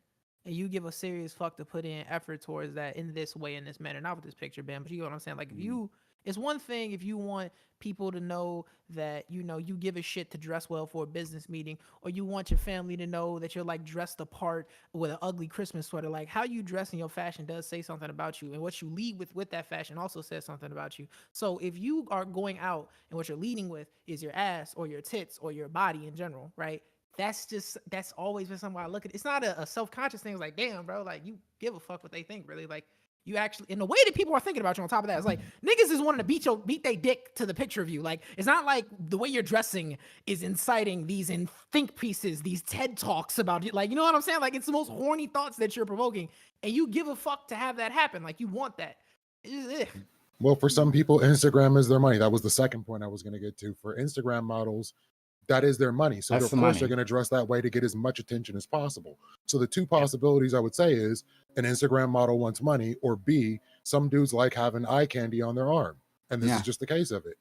Yeah, I mean, you have people that just like what they like, but I mean, Instagram models and like the example Prime gave, going to the store wearing the most outrageous piece bunch of everything. I mean, you can go model at an actual photo booth or model at home. There's no reason for you to go out to a grocery store half naked. And yet Yeah, they will and they do, and they make money off of it. So apparently it's working. I'm not A going to lot of argue the- with their business model. I mean, I'm there's a just- lot of a horny men lot out of there the that are going to time, That's they're true. going to That's- watch I'm anything. one of them. If that's Absolutely, what you want to do 100%. with your life, I mean, if that's what you want to do with your life, if your business is your body and like, you know, selling it to the best of its abilities, like you said, it's your Maserati, do you? But would I want to date somebody that thinks like that? No. I just think that there's Yeah. a middle ground, because whenever you're talking to like the tip, because I can't speak for everybody, but like the typical Twitch audience is like, oh, okay, so that means I can like wear the same sweatpants and t-shirt for every 3 days because like caring about how you look is cringe. Like worried about what other people think about the way you dress is cringe. Showering every day, like who cares? That's like lame. Are you Like, taking what I'm saying and jumping no, to an extreme? I'm not taking you. I'm just making sure that like The when average Twitch translating audience. it to the Twitch audience, the platform we on, they're saying that it don't matter to give a f about like your appearance. Like I've you know what I'm saying? Like he's- shave yeah, your he's not that don't far shave your off. neck beard. You know what I'm saying? You ain't gotta have that. Like It's- he's not that wrong because I've even seen it on Twitter. People talking about like women shouldn't care at all about the thing. Men shouldn't care at all about how they present or shave or anything like that. No hygiene at all. It's just like, oh, whatever. Hygiene is some kind of patriarchal capitalist from the hellscape. Oh And it's yeah, like, y'all "Oh, y'all too what?" deep in the trenches for me. Y'all I too mean- No, I'm deep not in the kidding. trenches. People speak like Too that. deep in the trenches for me, Yeah. dog. Huh? I mean, I I'm just definitely saying- think appearance is important. I think I'm just It is. saying, leading with one's body as to Mm. invoke sexual thoughts out of other people, like really feeding off of that attention, is something that I think is unattractive in people. That's I'm not telling niggas I don't mean, wash their ass. I agree with But, like, I agree with everything that you said with that one, Solus. I think that's very agreeable. Like to me, and if I was thinking about dating this woman in the picture here, and let's say she was wearing something that's clearly scantily clad, the first thing that comes to my head, to me is, okay, you look good, but is this all that you have to offer for this relationship? Like Um, if this is your leading if this is your What, leading hold on, angle, what if it is that wasn't? all? What if it wasn't? What if like she had everything else, right, that you were looking for? I was just about to say It, that. it- So you- I mean, it would take some work to get that far because it would be now we're constantly getting in into the it. constantly in my I head. call Like, cap. why wait, is wait. this the consistent basis on every single day? Pass the ball, pass the ball, pass that bitch. So Look, go ahead, so I've let's had give it a that- try. I've actually seen that happen, right? I have a great friend of mine. Thickest bitch I've ever met in my life. Ass takes up 2 bus seats. I know because I sat next to her my entire life. That motherfucker, she's thick as hell, right? And she leads with her body. But this motherfucker know how to cook. She's funny. She's cool. She plays games. I always tell her all the time, she can have any nigga she wanted. She really tried, but she leads with her body. And I've learned in my interactions with not just her, but other women that do that, it's not even that's not all you have to offer, but that's what you lead with. And that in itself is unattractive. If you have all these great qualities, but you led with this, that doesn't indicate a good mindset to me. I think Right. that explains everything I was thinking of much better. Hello, it's all right, bro. Just pass me the Go- ball in the corner. I'm open. You can pass Go me the ahead, ball inside. Razor. Oh, I feel like there's almost like society has almost taught women to be like that though, and it's now it's almost instinctual for women to lead with their bodies now because of the way that media has portrayed interactions with women and between women and men. I think It's- that's the exact opposite. I mean, we didn't start doing this until the Until they got freedom.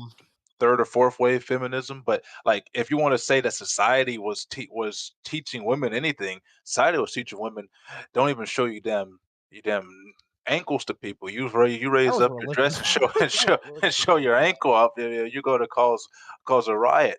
And I'm Uh, glad we finally got to free the nipple. We're good. wasn't it like the We first finally time? got there. I don't know if it's a myth or not, but I heard something like one of the first women to wear a miniskirt walk down the street, and it was like 3 car wrecks. Probably. Like, 'Cause- like Yeah, that's legit, funny. like. I wish- was I looking hope out the that's an window. actual Oh, no, it wasn't that. historical No, fact. I think that was actually like a bathing suit thing. That's Not amazing, funny. Like I like a A because, bikini? Like, you remember what the bathing suits used to look like for women? Yeah, but then bikinis happen. So maybe you're talking about bikinis, like 2 pieces, you know? Yeah, like they went from Oh, this the talk about a big skirt. one piece that had like nothing shows whatsoever anywhere with the cap and everything to the two pieces and There's a everything. reason why they and call them very, bathing like, beautiful. suits. Yeah, like yeah. I hear you. So okay, so this is like a little bit of a shift, but not too much, right?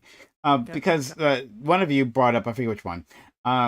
But talking about like I think it was Razor. Talking about not shaving, right? Like and then you guys Bam. like, I'm sorry, what? Oh, it was me. That was bad. Oh, that was you? Oh, it was Bam? Okay, all right. So talking about like a lack of hygiene and then like going on like not shaving. Okay. So do you remember those like Dove commercials, like those famous Dove commercials about like, you know, being comfortable in who you are, type of being comfortable in your skin, right? Basically. And Dove takes care of your skin, which is how the product placement came in. Yeah. But like I saw a video like that. I don't think it was from Dove, but it was from some other thing about women Dr. Squatch. accepting themselves, and they like The Squatch featured is some crazy. women talking about like not shaving anymore, right? Not shaving their body hair. And they like I remember they showed like a woman with like pretty much like average body hair, like a woman like would have, right? But then Yeah. some women who have a bit more than average, right? There's some ethnicities where their women are like just a bit more hairier, Makes and a they good have girl to grow a mustache. yeah, like could grow a bit of a stash or like have a little scruff here, right? And Little you know, like potatoes. and look at their arms. It could be like I'm not a very hairy person, and some of these women are hairier than me, right? And but the lady was talking about like how it was empowering to like take that back. Like I just want to be me. Like why am I going through all this effort and this pain to like um uh to shave myself all the time? I want a man who like accepts me, right? So the reason I'm bringing this up is because like you talked about like this was brought up in the context of like lack of hygiene and like not like taking care of yourself. So like, what do you think about a woman who just doesn't shave and she's all natural, right? She showers, but like she's all natural. Is that I don't think she's unattractive? dirty, but yeah, it's I have sometimes attractive. Yeah, It I have depends. actually met plenty of women who are like that. When I used to when I used to still go to church, I had a couple of female friends who were very much like that. They refused to shave their underarm hair. They refused to shave their leg hair or anything, and we would just be chilling in the chilling either at the church parking lot or at They the didn't want park to tempt somewhere. nobody. Just No, I'm just sorry, fucking. what? It's a joke. I'm just fucking. Okay. It's just joking. But yeah, we just be chilling and having some just talking about like games or something or whatever shows we were watching.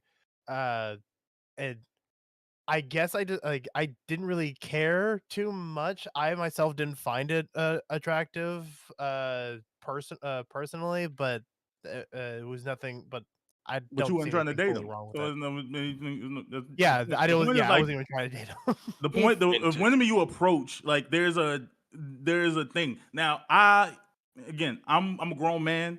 I'll eat a hairy vagina, but like that like it doesn't very legitimately bother me. I very much I like don't think my I don't think I would ever want a girl who like never shaved. Like if she was like, oh okay, I'm never doing this again. Like I'm just never gonna shave. Like I'm gonna be natural. Like oh, I think I would find that unattractive. Tatiana, she shaved, but she grew arm hair. She didn't shave her arms, and it was to the point like that didn't bother me. I was like, oh okay, you have a little arm hair, like whatever. But like so there's like things that's like I'm not a crazy person. I'm not the person that's like you have to always be Like absolutely below skin the bald. eyebrows, Yeah, not a eyebrows single down. Yeah, not a follicle. single out hair. I'm not that person. Like and like I said, I don't think it makes you gross, as in like dirty. At least for women to do it. I think men who like let the like scruff build up. I think it does kind of get not gross, but like you look unclean. You look unkept. But If- Apparently me. if you feel yeah. like shaving your body, like that part of hygiene is like some male centric oppressive force holding you down, God bless you. Like just I don't even want to. That's some that just sounds sad, nigga. That just makes my heart like God. Like you too deep in them trenches, bro. God bless you, man. You be a hairy motherfucker, bro. You have a great time. I Yeah, don't it's not because that- I mean, because we're not even not that engaging on the far same off. level at that point. Because if I'm thinking if shaving is something you do to be hygienic, and you're thinking of it as this oppressive shit that's been put on you so you can conform to the male gaze or whatever, we don't. God bless you, my nigga. You got But it. hold Be on, but hygienic hold on. without Let's shaving. yeah. Like that's the thing. Hygienic, right? Your razor is just about to touch on this. Mhm. Hygienic. Like, well, if a man doesn't shave his body hair, we don't say he's unhygienic for that, right? Many are Yeah, but allowed if to a be man, hairing but if bodies. a Yeah. man cleans, but if a man cleans himself in every other way, but just leans that out, like, okay, well, in that form, you're not hygienic. Like, it's a part of it. It's a part of the whole. You dig? I It's don't not know. It's like it's a a double hygiene standard. thing. It's a double shaving. don't know, standard I all the But way think- around. shaving is I shaving think it is a depends. part It of really depends. shaving is a part of being hygienic. Nigga, don't let's not come on. That was No, it's not.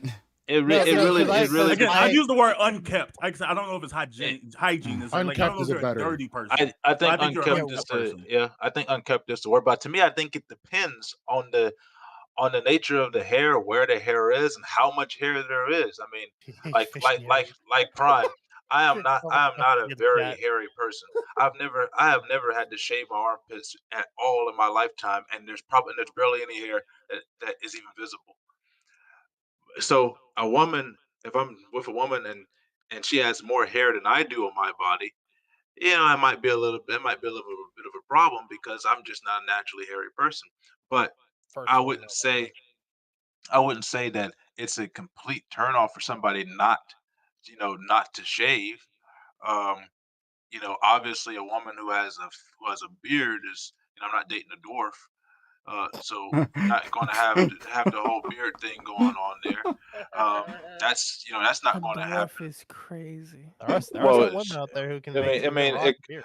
in Tolkien's world, there's never been a dwarf born without a beard, and that Yeah, includes the women.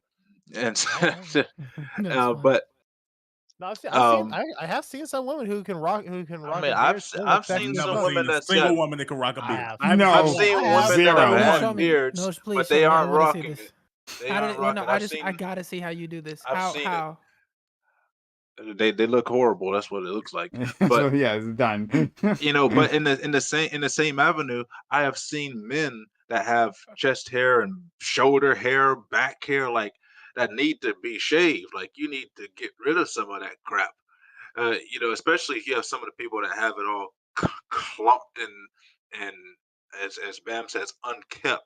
It's like you got a patch over here on this side of the chest and a patch over here, and then you got this snail trail on the other side of the body. Like, yeah, I if you're going to rock the hairy body, make it work appropriately. Neat. I don't yeah I mean, I think a person see this is exposing my own double standard here to a degree, right? Like I think it's weird to say that a person in their natural state, right, who smells good, right? Like, but in their natural state is like unhygienic or like there was a problem with that thing, right? Like I had a friend. I brought him up multiple times in college, and he had like some sort of hormonal issue, and like he grew up a lot of hair very quickly, like literally every There's a morning, flare every growth? single morning. I would catch him in like in the communal bathroom, shaving his chest, right, shaving his whole body. He did his whole routine every time, right? Yeah, every single morning because it grew back that fast. A nice guy. He was actually a really sweet person. But in any case, like if he didn't do that, and I see him, and I imagine he would have been a bear like otherwise, right? Like if he did do that, I could like tell this guy that there was anything wrong with his body, right? It's I unusual. mean, I'm not saying that it's but- wrong with people. I'm just saying, if You decide not if to that keep it. if that is part of your fashion, so to speak, if that's part of your sex appeal to rock the hairy body, at least make it look good. I'm just saying, Pace, like I get where you're coming from because if I saw someone with a snail trail on them, I'd have a problem. Happy trails are far more acceptable. So I'm not even going to deal with that. But like if some women think that dudes being hairy is a masculine thing that looks good, everybody has their own preference when it comes down to that. I don't give a shit if a woman shaves or not. They can be perfectly natural. But yeah, definitely be hygienic about it. Don't be smelling the whole deal. That should be on the table from the beginning. but I wouldn't see why it'd be a problem for a woman. If a man doesn't shave his entire body, why should a woman have to? Most men don't even consider what women have to do to look a certain kind of way. The plucking of eyebrows, waxing. Like, how many dudes are going to survive a Brazilian? Like, for real. I've lived with gonna women call a my little bit of entire cap on life. you, I know the Kyle. majority of the shit they got to do. I'm calling a little bit of It's- cap on you specifically because you a bald man. No, this is a sign of respect. I'm giving them flowers here. Like men who rock the bald cut, like who give up their hairline and go bald, they do it because it's neat. It's a very neat thing. You don't want to go through the stages like The I don't crowning. know where your hairline is. You don't want to go through like patchiness or anything, so you shave it off. So I'm calling a little bit of cap of like you just don't care about like I things can tell being you the together. truth, and you probably still won't like it. My hairline started running for me at like 19 years old, just being real. So I let my afro grow out. I didn't do shit to it. Split ends, the whole deal. Didn't give a shit. Picked it out. It is what it is. Once it finally got to a point where it's like, oh no, we got the full, You get into the solar Jeffersons? flare. We got the solar flare going. The solar Okay, well, it's flare. time for this to go away. And then I just started shaving it off. At first, I started shaving it off with the edger, and then finally, I got one of those 4-blade things where I just run it over Yeah, my they head look like a really bar of good. soap. Yeah. Done deal. And I only do that once a week. So if the hair is showing and I don't have to go to work, I'm not shaving. I don't care. I only shave because people pay me to. I Mm. only wear certain kinds of clothes because people pay me to. Otherwise, I'm just going to Oh, be okay. comfortable in my skin. How about okay? Well, I'm about to say maybe you're an exception to that because generally most men I know who end up going with the bald cut, it's because they like really care about like it's very neat. Like you don't have to keep up a haircut or anything. Like we smooth up here. Like this part Yeah, is done. it's Like definitely it's a attention to lazy detail. preference. If I started appreciate losing it, my but it's hair, that's lazy. exactly what I would do. I may or may not start going with it myself, but only because it would let me wear my wig more often. That's about This it. is something I'm gonna say in this group of black men that honestly I'm seeing all of y'all from different angles. Some of y'all wear hats, some of y'all are in dark rooms. I can't necessarily say so. I may throw some strays out here. I don't mean it. Mm. I don't. Black men should keep up their hairline. Like when I say like you should get an edge up, even if you don't want to cut your hair. Like you should have an edge up. I'm about to say, Raise, you got a little bit of a little mini Vegeta going on. You know what I'm saying? That's your thing. It is what it is. But like personally, I feel like you should be a black man should be in the shop every 2 to 3 weeks. 3 weeks is pushing it. At least getting the edge up, preferably getting them a cut. Unless you're gonna rock the bald look. I got to ask the question now. Why does the black community hate on the Widow's Peak so much? Why is it just so universally hated on the black community? Get you a line, man. I got the it turns into an M if anything with the way my hairline goes. Because I had the Widow's Peak too. I caught hate too. Yeah. Because for whatever reason, looking good and being fresh is just a thing that really matters to black folks. And the Widow's Peak, the Vegeta joint, it's just not. I like it. I've always liked that part of Razor. Vegeta's Actually, my favorite character, so let's go. I've always liked that aspect of Razor. You so look like a 1960s NBA player, G. Like you just don't look. You don't. Like with my current hair as it is, understandable. I don't know. Yeah, I just all the smoke Vegeta catches is only purely from the black community. Nobody else cares about his hairline. I love Vegeta, but yeah, He's short. Wait a second. Hey, he's What also smoke 5'3", is Vegeta but- catching? I mean, That he's he's also short We and call the yeah, Widow's Peak the Vegeta. I ain't never heard anybody talk about Vegeta because of his You hair. never heard anybody talk about Vegeta's hairline? That's crazy. You seriously haven't heard that before? Because I've seen They so call many. him the Prince of all hairline.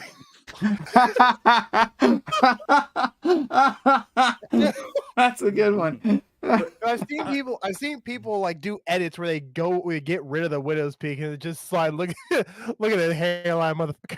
Yeah, it's like it's awful. Like, and again, maybe none of y'all in here give a F, but like and it's probably there's probably there's a lot of factors in here. My dad was big on hair. My mom is always big on like looking neat, how I dress.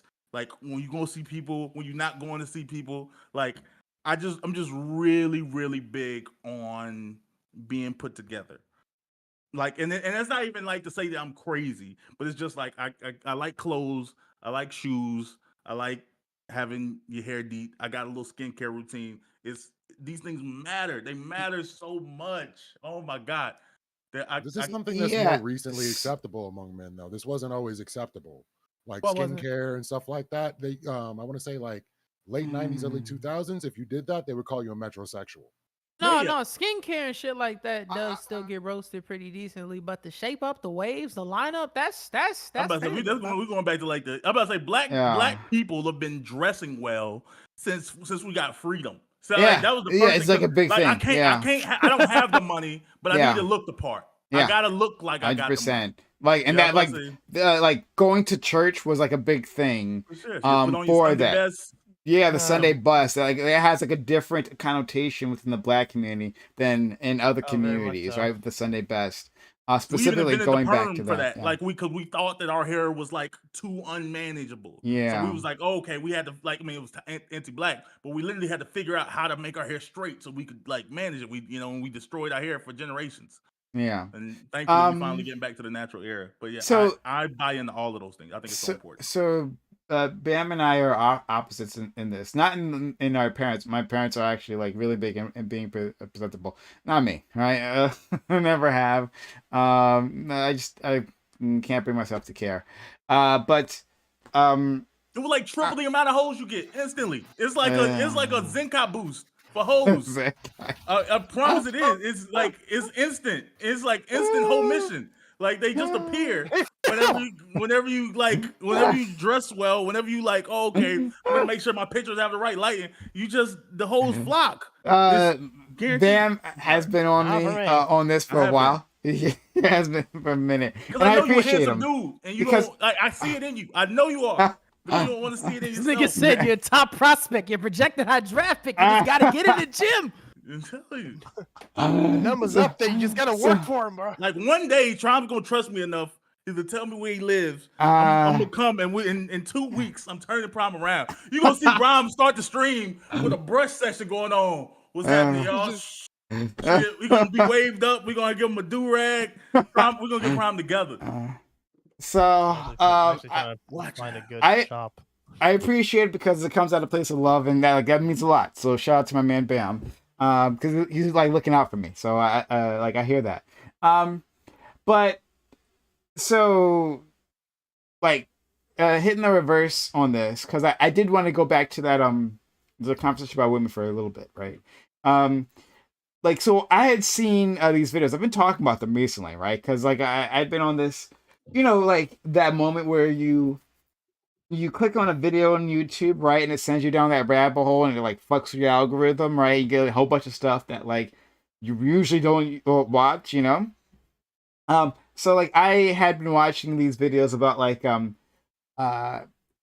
women like looking for high value men, talking about right they got them. Yeah, you're talking about, right? Yeah, they're talking about how to bag a millionaire. That's basically what those videos are, right? How to bag a millionaire, and like giving women tips on like how to be feminine, which is always interesting. Like, just side note, like talking about the trans issue, right? Women, like cis women, watch videos to learn how to be feminine. Putting that out there, right? But in any case, like, so I've been watching a bunch of these creators, and like it definitely comes. They talk about dress, right? And this one woman in particular, she talked about how like she is actually a bit hairy, right? And how she like goes through this order, like this whole routine. She has like this maintenance routine, is what she calls it, right? Does in a little bit at a time, but like continuously doing that to keep her like on point. Like and like her the way she dresses, right? I think the way she dresses is exactly what Bam was talking about, right? Like she had said previously she was doing like a lot with like her makeup, right? With eye makeup and using like all kinds of like different kind of lipsticks and all that, right? That's what she thought looked good. But then she had like a moment and she like reevaluated everything, and she was like now a very understated thing that matches her skin tone. She's not black. She's like just some kind of Middle Eastern. I forget what she is, but like but she has like brownish skin, right? And she gets something that like works for her face. Like she looks like she belongs in the spaces where a millionaire would be, right? Mm-hmm. That kind of woman. And she's like, got better. Yeah, actually, yeah. As far as I can tell, any which way, because sometimes they lie about like the left of living, but like as far as I can tell, yeah. Um, that's how she presented herself, and she's like, "Look, you got to go through this. Like, I know you're gonna go through a phase where you're gonna be like dressing loud, like appreciating your sexuality, and that's cool, right? But if you're trying to get to my level, right? If you're trying to attract the guys and have that lifestyle, because the point is like they don't want to work anymore and all that shit, right? If you're trying to attract that type of men, you gotta be dressed in this classic style, right? And I think it's like literally to the T what Bam has been saying this entire time. They call it quiet luxury. I think we talked about it before. Mm. You were talking about the idea of like a lot of like lower end people want the label, they want the logo, they want the thing, and then like really really rich people, actually rich people, pay even more to buy the product without the logo, without the sticker, without the thing. Like, Yeah. oh, like what is this? This is just a shirt. Like this is brand name wear, and it's like a little thing like in the tag, but you like won't see it on the product itself. Mm. Sucks. So I've never, it sounds I've like never thought of it. Go ahead. it sounds like the idea of look like the job you're after. Mm. So if you're trying to be a CEO, you don't come in wearing basketball shorts and a jersey. You come in wearing a business suit. You go to the meetings looking like what you're after. So if what you're looking for is somebody that's looking for a classier woman and that's what you want to be, then you should dress classier. If you're just looking for some dude to just be around, then dress like the kind of girl that is going to have a bunch of dudes buzzing around her. Just kind of is what it is on that. I mean, to me, I was always raised appearance is everything. My grandmother would beat my ass if I left the house and I had a scuff mark on my shoes. It was, This I mean, explains so much. as a matter of fact, she was more everything had to be ironed, but she was more bent on shoes and socks. She always told me, a man who has bad shoes and bad socks is not a good man because that's how they used to judge it by their shoes and their socks. So Still do. dressing uh presentable when you leave the house is important. I might go to the grocery store in a t-shirt and wear a pair of jeans, but I'm not going to go to the grocery store in a t-shirt that's covered in wrinkles, that's dingy, that's got sunspots on it. I'm not going to go wearing jeans that have, like looks like I've been running outside and I haven't worn any shoes on, and my jeans at the bottom of the hems are all fucked up. I'm not going to wear clothes that have holes in them.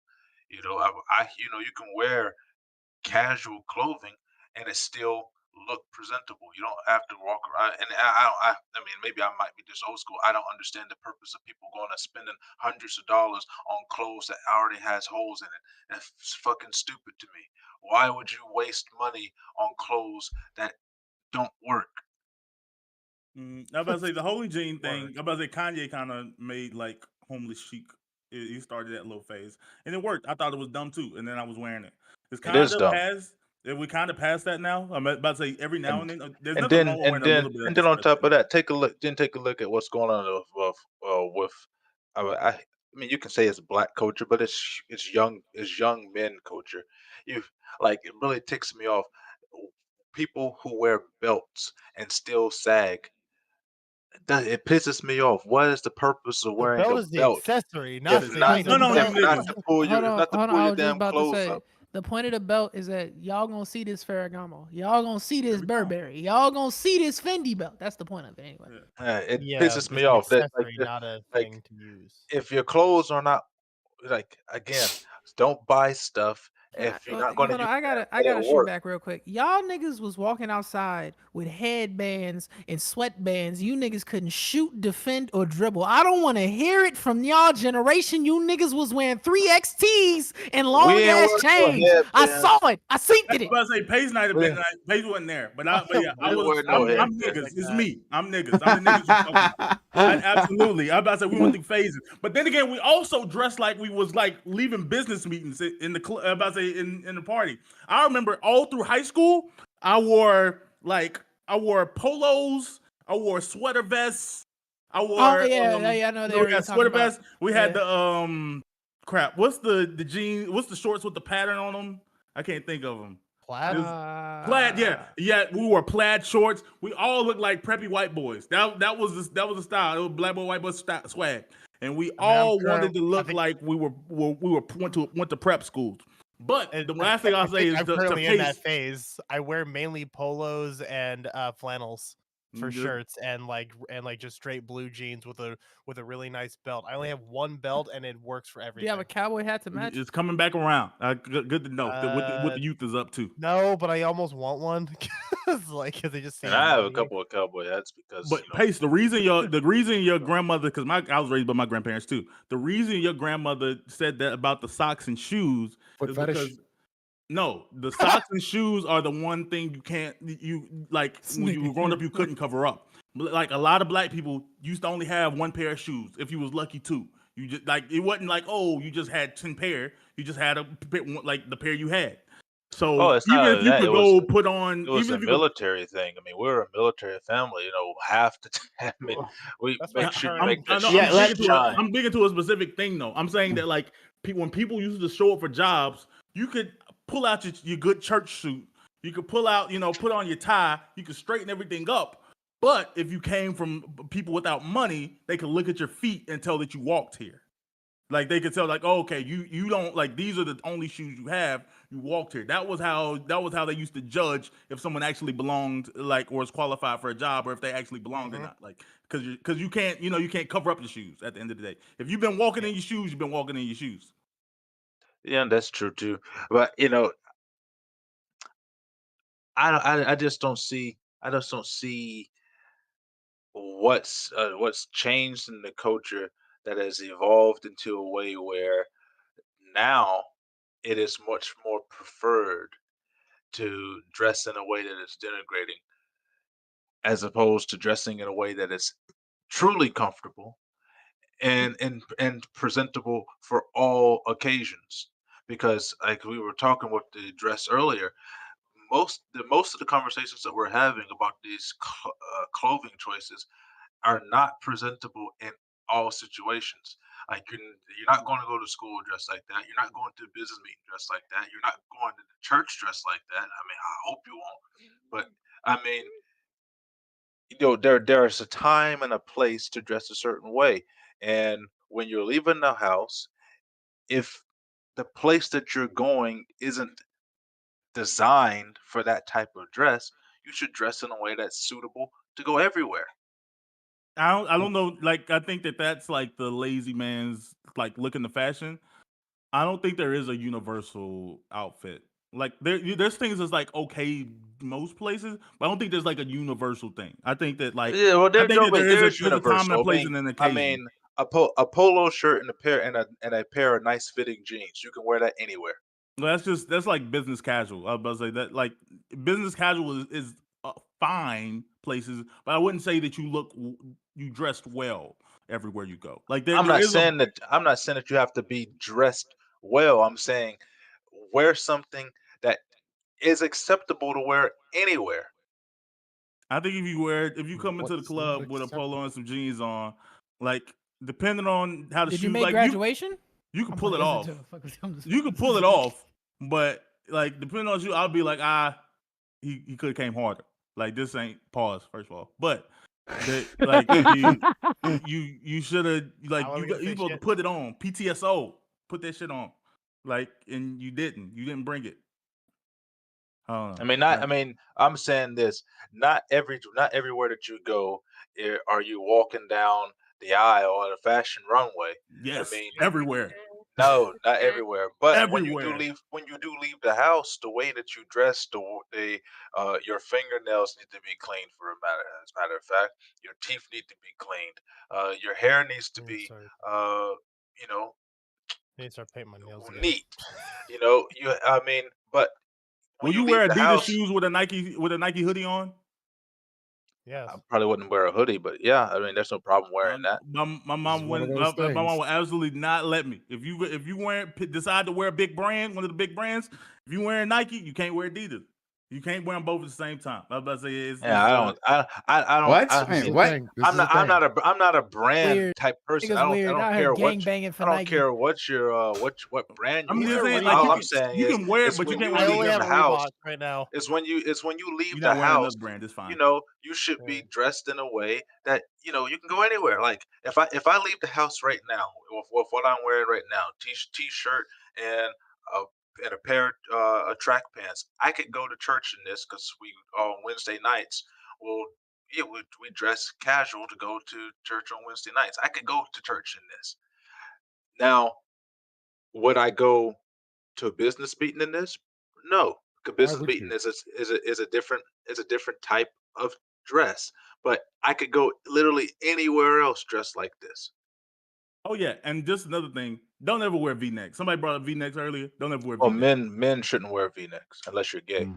No, just get you a good crew neck, and don't wear a thin collar. You need your collar should be at least thumb width. I was about to say always. And another thing, whenever you hang up, if you're hanging up a shirt, bring the hanger through the bottom. Don't bring the hanger through the top. That's how you stretch out your collars. And That you want explains it. you got to make your Yeah. clothes last. I was about to say 90% like of the places I go, I'm wearing shorts, some cargo shorts, a tank top, and Birkenstocks. I That's can't it. wear shorts. I I don't even personally know what a cannot wear Birkenstock shorts. I is. hate my legs. I hate my Exactly, legs Pace. too I much. don't I have think to you keep my could leg. ever I have to find keep my legs how that works. covered. It's way too I hippie only for wear you. jeans. Yeah, I'm with you there, Razor. But I would always, when I did the 9 to 5, I would always because you know, like at first you wanna stuff it through the hole because of the stuff because it's just so much easier. But then it's not easier Well, that's because why then you you're get like you're you get stretching those it. hangers So I that would you just see. like You see those hangers they had on Shark Tank a couple years ago. The hangers that collapse in the middle, so you could just pull oh, them down. I did hear about. I think I might have heard of something like that. Niggas Yeah. go, oh, look at the shit that excites y'all. That's fucking crazy. Sorry. Yeah, no. It's like me. I like I calling mean, hangers. Nothing wrong with that. I'm sorry. Hip hop artist, soulless. I'm sorry. People got different problems. All right. And not living your lifestyle. Ron, so you telling me now you bring your hanger through the bottom? Yeah. Oh no, I don't bring it. I would well, I was always be Just wearing stretch button-up it out. shirts. I would just like unbutton and rebutton them. Oh yeah. Yeah. I I usually have only hang polos shirts now, that so. button up all the way. Yeah. I don't. But I actually say I don't fold. I don't hang up most of my t-shirts. I have way too many t-shirts to hang up all of them. If it has more than 3 buttons, it goes on a hanger. If it has less than that, it gets folded and puts in the drawer, put on You top fold up shelf. polos? Yeah. I feel like polos should be, even if you got 2-3 buttons. I feel like polos. Those I hang up the polos. Those get folded the same way you get them when you're at the store. No, I hang up the polos. I feel like there's so many I like steps. having those hung up. This has well, no, it's You get it kind through of the it's thing on and- topic, but it's slightly off. Before I want to say I took rapping super seriously, I used to dress to the nines everywhere I go. Obviously, I don't know 3-piece suit or no shit like that, but like Look good. Jordans, yeah, flea, whatever the fuck, whatever Yeah. the style was at the time. That's Be what I on wore fleek. all the times. And then I woke up one day. You listen to J. Cole. No, it wasn't the J. Cole thing. It was like because I said it was like before I really took rapping super seriously, and I just looked at myself in the mirror and I was like, I'm a black hoodie Nike Cortez nigga. Like this don't even match. Like it's not a me thing. I woke up and I'm like, bro, why the fuck do I spend 15 minutes of my day picking an outfit and making sure my shoes match my pants, like that shit just, I don't know. At a certain point, I just grew out of it. Like it became a thing where it's like, why do I give this much of a fuck? Like why do I actually care? Was you already with your girl at this point? Nah, I was nah. Okay, so you still in the streets, and that's a problem. I mean, as long as you're comfortable with it. See? I'm wondering how old you were. See? The whole thing of Look, How like, old were you when you I got looked this? up to I thought he was Solus. I thought he was gonna be like he got with his girl, and he was like, "I'm in my relationship now. I don't give a fuck No, I was. I because feel like niggas do that." I've been wanna on say- Solus's wavelength forever. There you go. I was probably like 17 when I came to that conclusion, and I remember Exactly. So I was in the same boat. I was spending $300-$400 at the mall every month or so buying like iceberg Why jeans. would you spend that much money on Because clothing? I we mean, getting I bitches mean, and we was fits. oh fuck no. I mean, Nigga. the most amount of money that I ever spend on clothes is I go get a tailor made suit. But everything else, I get a pair of khakis, get a pair of slacks, get a button-up shirt, Uh, a couple of sweaters, Boring. that's it. Get a At good that pair of time, shoes. The most expensive thing that's not ever really wear is either going to be the jewelry that I'm wearing or the shoes that I'm or the wearing. these Yeah, are it was these were Nautica, Tommy Hilfiger, $110. Iceberg. Like you were No, wearing it's name just brands. That's what no. we did then. Heel I toe. no. I go and I see if I can find a size 32 khaki pants at Walmart, and if they look like they fit I wear a really good, size and I can iron them and put a crease 15 in and a them. half, no 16, I think. I remember when I was 8. So Solos, I'm not. I'm not. I'm gonna I'm say not Solos. about. I'm That's not about the about to same go time. waste. I'm not about to I think I go wear like size waste Wait, 15 money and a wait, half. wait, on y'all. I wear Wait, size let, brand clothing. 15 and a half wait. shoes. Let Kai cook, please. Let the nigga get his So I'm point just saying out before that's he about the forgets it. time I grew out of doing that because I'm like, why am I dressing not to get roasted by the people around me? I can just be happy with myself and not worry about people roasting me over what are those or what brand are you wearing? Like you get past that eventually. But I'm I mean, definitely not going to shop at Walmart. He no, was I'm also with you on that. 6'3" I'm in- with you on that. in But like violence. that, my reason was a bit different ain't because it? like it wasn't no. First off, in a war of jokes, no one's beating Solus. If we can go, I can roast with it. There's not a human That's being true. I've ever met that we can't go bar. We could go back and forth on that. But it was more so a thing of like, that's not even me. Like I used to think to myself, bro. Actually, speaking of Walmart, I would go into Walmart, right? Because I still shopped at Walmart, even if I didn't get the shoes and shit. Like they have some nice graphic tees I fuck with, right? And I would think to myself about that. I'd be like, bro, I actually am scared to wear those FUBU shoes. Like I actually feel fear in my heart at what a nigga at school who I could beat the shit out of if I really wanted to is gonna think of me if I put on those shoes. And I was like, this shit has too much control over me, bro. I can't. There you go. That's this is- exactly I what guess it it's is. crazy, bro. I must have been. Imagine you put them I must on. have Imagine that never look on cared. a nigga face when he see you. Like, I must have never cared because when I was in Get elementary school, 'em. I just wanted to wear. I just wanted to wear shit, and my grandma's the one who made me care. Like I legitimately Listen liked to your grandma. I liked suspenders.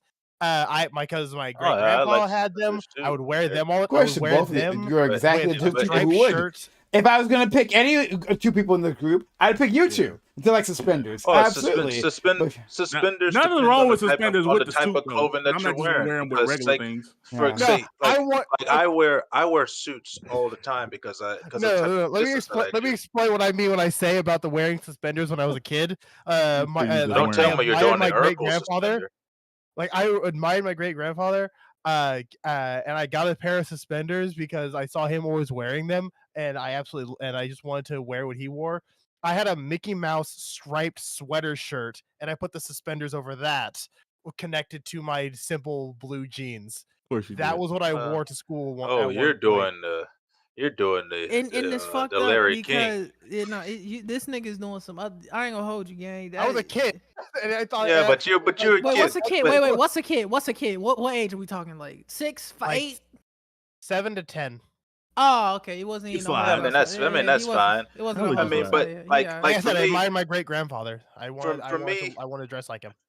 For me, suspenders and the belt, it depends on what you're wearing. Because like if I'm wearing a pair, like I have several pairs of suits where the waistband does not have belt loops because they're not designed that way. So you put a suspender on, and usually if I'm wearing a suspender, usually I have my blazer, I have a vest on, so the suspenders are usually concealed.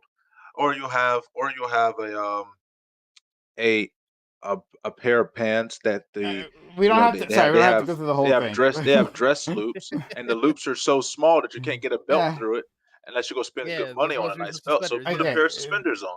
Okay. Imagine Okay, Pace but- going into his house Yeah. and just taking off his suspenders, having a fucking detective gun holster on, to be like, these streets ain't what they used to be. I'm sure, like walk in the average like 58-year-old man's closet, look at it, and you see Pace's closet. I promise you do. It's Yeah. the exact same thing. It's like this is how a man dresses. I mean, I will say, and I also want Probably to, my closet is full of suits and and dress shirts and pants.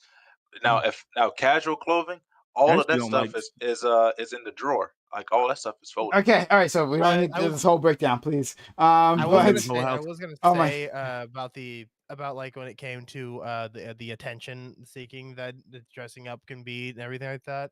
Because when we were speaking about earlier, we were bringing about like people who used to be big, usually big and fat, and then they skinny up and everything. They just want to show off how good they look. What about the people who who were in depressive states at one point where they literally didn't care, but then they do go out, they dress in order to get the attention because it probably can help with their depression. Yeah, dressing well will brighten your mother effing day. I believe it, 100%. I mean, Makes me I think that's an sad. exception. I think that's an Uh, exception to the rule because the way like I think it was Bam or Prime or Kai who said it. It's about dressing for the job that you want. It's also dressing for the way that you want to feel. If you don't care about yourself, you're not going to dress like you care about yourself.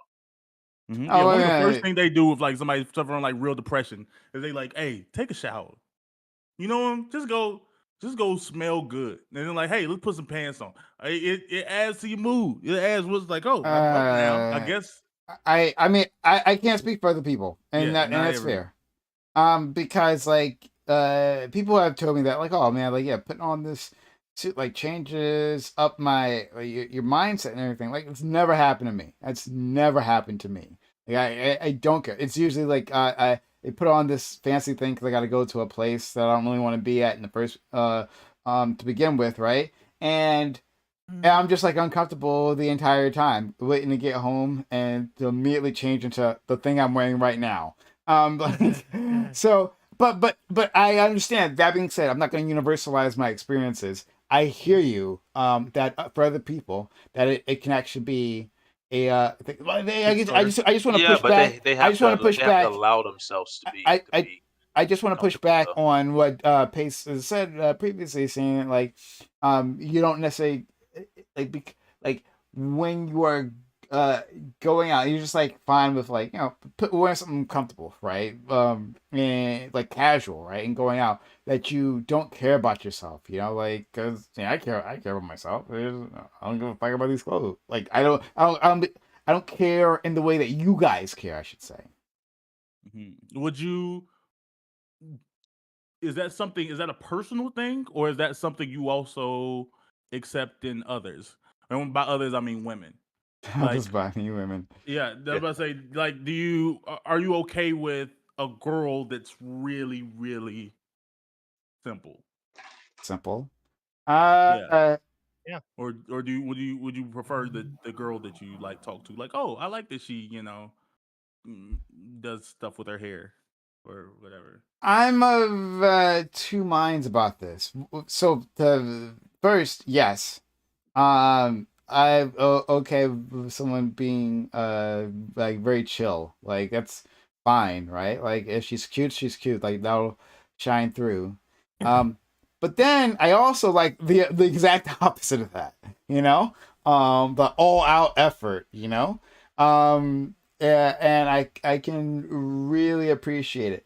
Now I understand that to be with a girl who does that, usually I have to come to her level. I hear that, right? But like in terms of just aesthetics, yeah, I can appreciate the glamour type look. Okay. I would say I've never been with a girl like girls I just dated when they wore makeup, things like that. Girls that I've been with for over a year, when I got with them, they weren't wearing makeup, and throughout the relationship, they weren't wearing makeup. And I actually prefer that.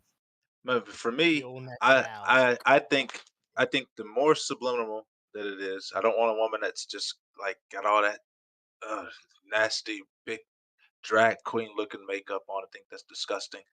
Um, but I mean, I I like a woman who maintains herself.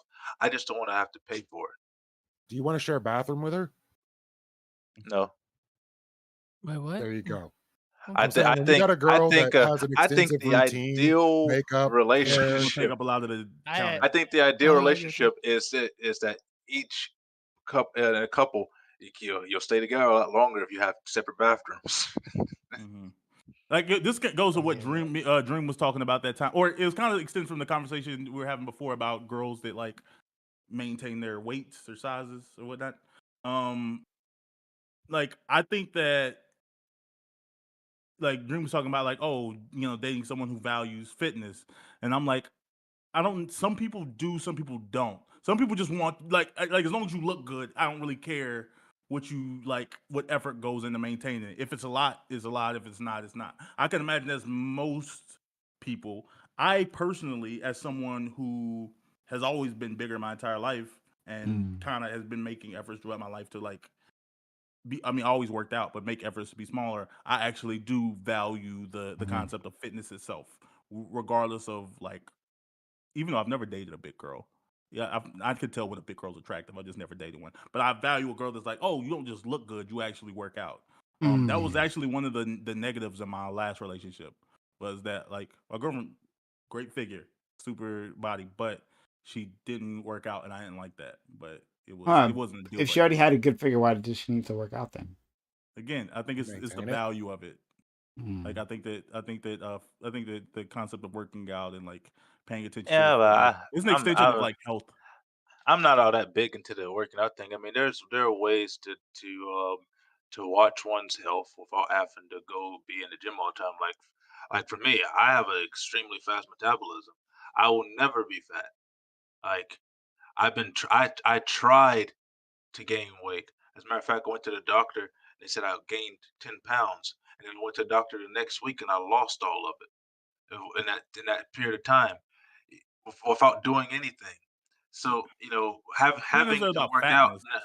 I understand it's about it's about fitness and it's about maintaining and the longevity and stuff. But Bless, you Thank know, you. bless. I'm sorry. I I think should have once muted. you've got to that point, no, you're the host of the show. Do whatever you want. But I feel like once you've got to that point in at the relationship portion of it, uh, it really shouldn't matter what they do and what you do should complement each other as to how your health both works out. That's the way I feel about it. Bless But you. it has to be a long term thing. I don't know. I feel the same. I don't. I mean, I just disagree. I think that it's like it's more of it tells me that like, oh, okay, it goes kind of into that thing of like, oh, okay, you care about how you look. Like even if you like already have the look, like it's one thing you're like, oh, I just look good because I look good. I think that I appreciate people who put effort into their looks. Like it's not just about you looking good. It's about what do you do to look good, and it also speaks to like your long term values related to like health. I'm like, oh, okay, like we're in our 20s now. We shouldn't have any health problems. But like, what's gonna happen whenever we get into our 50s and That's 60s? fair. Like the fact that you like, oh, okay, like this person like Yeah. makes some efforts. Yeah. I I think it's less about the clothes for me in terms of women. I like women who are feminine. Just like really, really feminine, like who like go into those gender roles, Um and like Yeah, I conservative man. that hasn't always been the case for me. And that like I guess I didn't care before, but like lately, I find myself being really attractive to women who are just like feminine. And feminine can mean a lot of things, obviously. Fair enough, right?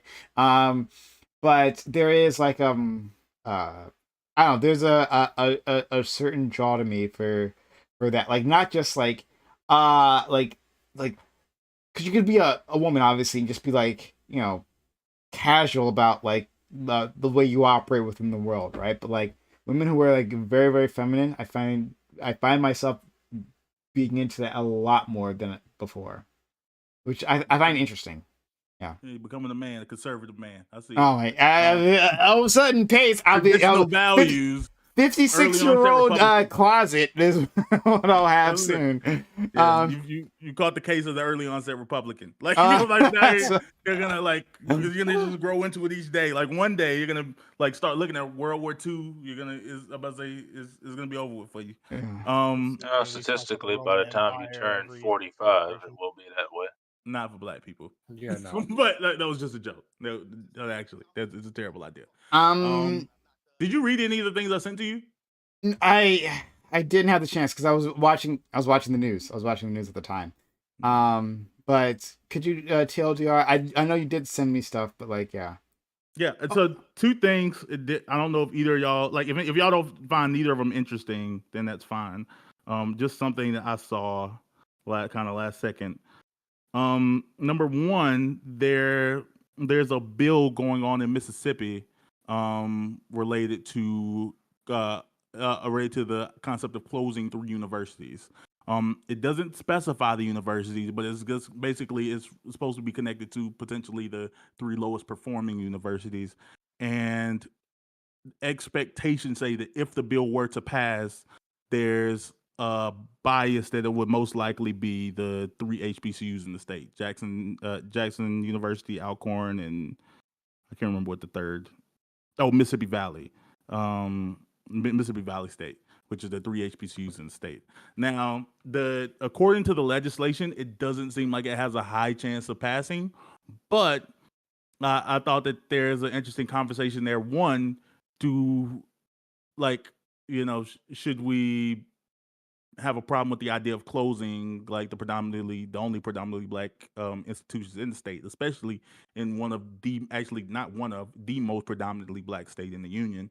I'd like, how do we feel about that? And then the second part about it would be if like should they remain open if they are in fact, due to whatever metric or standard they look at, actually are like the 3 lowest performing universities, like if they actually aren't benefiting us. So that was one thing I thought that was interesting. The second thing I thought that was interesting was Terry Crews was on Club Shay Shay, which is kind of a I little don't talk know show what thing. that is. And he was talking about he was making a reference to a lot of the black people who have been complaining about their black actors who have been complaining about getting lesser than salaries. Oh, Um, okay. Taking and shots. well, he wasn't really taking shots. He was just asked about it, like, how do you feel about it? Because he's also a black actor. He was like, have you had to like take on crappy roles that didn't pay well? And he was speaking about how early in his career he took jobs for no money, for little money. Like he was in Training Day. Apparently, I didn't even know this thing was in Training Day, but apparently he had a non-speaking role. He said he did it for free because he just wanted to get it on his books. He like did Friday After Next, for Ice Cube, and he said he made $4,000. Like he said, like he did a lot of like non-paying jobs to build himself up to the position he has. And his position is he never complains about. He says don't say yes if you mean no. He says like if someone puts a contract in front of your face and shows you like these are the stipulations, these are the this is the pay, these are the conditions. Do you agree to this? And he says once he says yes to it, he says that like he just won't complain. He feels like that's his, like there's no point because you were given the terms and you accepted them at the time. But other people were pointing out that like even if you personally hold this value, like kind of having a more meek or docile expectation, like for the types of roles, for the types of pay that you're offered, doesn't do good for the industry of black acting as a whole, because it's people like that teach them that you can underpay black actors because they accept it, basically, like that they don't fight back about it. Mm. Doesn't that come down to negotiation skills and also your prospects in that particular field of work? So, like, a lot of people complain about not getting money on Friday, but how many careers did that build moving forward? Even though, like, considering at the time it was like a smaller production, all the money went into the production, not into the actors. So, all of a sudden, now you're getting roles all over the place. So, is that really a problem? Well, like I said, Ice Cube being a smaller creator at the time, not really having the budget and backing of a lot of other things, I don't know if there's much complaint. Like there, I mean, everybody almost universally says they didn't make much money from the movie, but like most actors do say that they say that like, oh, okay, this was a big stepping stone for their careers. But it doesn't seem that, it seems that even when black people are pushed into bigger positions, they like there's supposed to be this eventual threshold that you cross, and like now I get the big money, but it like apparently for a lot of black people that doesn't happen. Like what is Terrence her Howard? well, Terrence Howard was making that complaint, but it was a black woman. It was, oh my goodness, she's probably the biggest black female actor right now. She did something with the DC. She was in Fences. Angela, Bassett? no, maybe it's not Angela. The one that played Amanda Waller? Yeah, I can't remember her name off the top of my head, but I don't know what, what I'm talking about. It's disrespectful. I can't think of her name right now. But basically, she was saying that like, Taraji? Viola Davis. Viola Davis. That's exactly what Oh. I'm thinking Oh, of. Viola Davis, Viola Davis. amazing. We love her. Yeah. Yes, Viola Davis. Whenever she won, like she's won like every award category that you can expect for like a major actor. She's done them all. Like she's got I don't know if it's the Oscar or Grammy. I can't remember. Grammy's music. She's won the Oscar. She's won Golden Globe. She's won like there's like a big four, and she has all of them. And even still, even though she's she's kept her head down, she's taken less money, she's talked about time and time again. Now you would think she's done all the work. Now it's time to just reap the benefits. When you come to her for an offer, like it's gonna have to stand up to the other people of this category. But because she's a black woman, she's still not getting those offers. So it seems that like even though she did things quote unquote the right way, I mean, I'm sure she's not, hurting for money. I'm sure she's not broke, but she's not she's not being treated as her peers. I mean, it sounds to me like she needs to get a better agent. Goes back to negotiation skills. I mean, at the end of the day, what Terry Crews said is right. In those jobs, those are all contract based jobs. You say yes to what you say yes to. If it's not enough money, don't say yes to it. Now, and somebody else may get the job, but you'll get your Say pay the name for for whatever something. affiliate that you want to. And I've seen a lot of people that have turned down jobs and gone to other things. Not just black people, but what was his name? Remember, um, John Claude Van Damme. What did he do? He turned down the role of um, of Johnny Cage in the original Mortal Kombat movie to go do. I think it was Guile in the Street Fighter movie, and that movie didn't do so well, but the Mortal Kombat movie did extremely well, and he missed out on that because they didn't offer him enough money. So people have, if you're going to work in a business that is contract based, I mean, you could firstly you need to work on your negotiation skills or get yourself a manager or agent that has good negotiation skills. But at the end of the day, once you sign the contract, I mean, what do you have to complain about? You said But the yes thing is, to the terms. there's certain you wouldn't send Leonardo DiCaprio a disrespectful offer. Like there wouldn't like the room like where the negotiations start would be in an entirely different category for Leonardo DiCaprio or for Brad Pitt. Like you know what I'm saying? Like you can say that like oh just negotiate better, but like these people don't have to negotiate to the same level. And Leonardo DiCaprio is an A-lister, maybe S-lister even, Yes, and I'm who saying Viola started off Davis. way, way, way back. Viola Davis is, in comparison to Leonardo DiCaprio, is extremely new. She's not.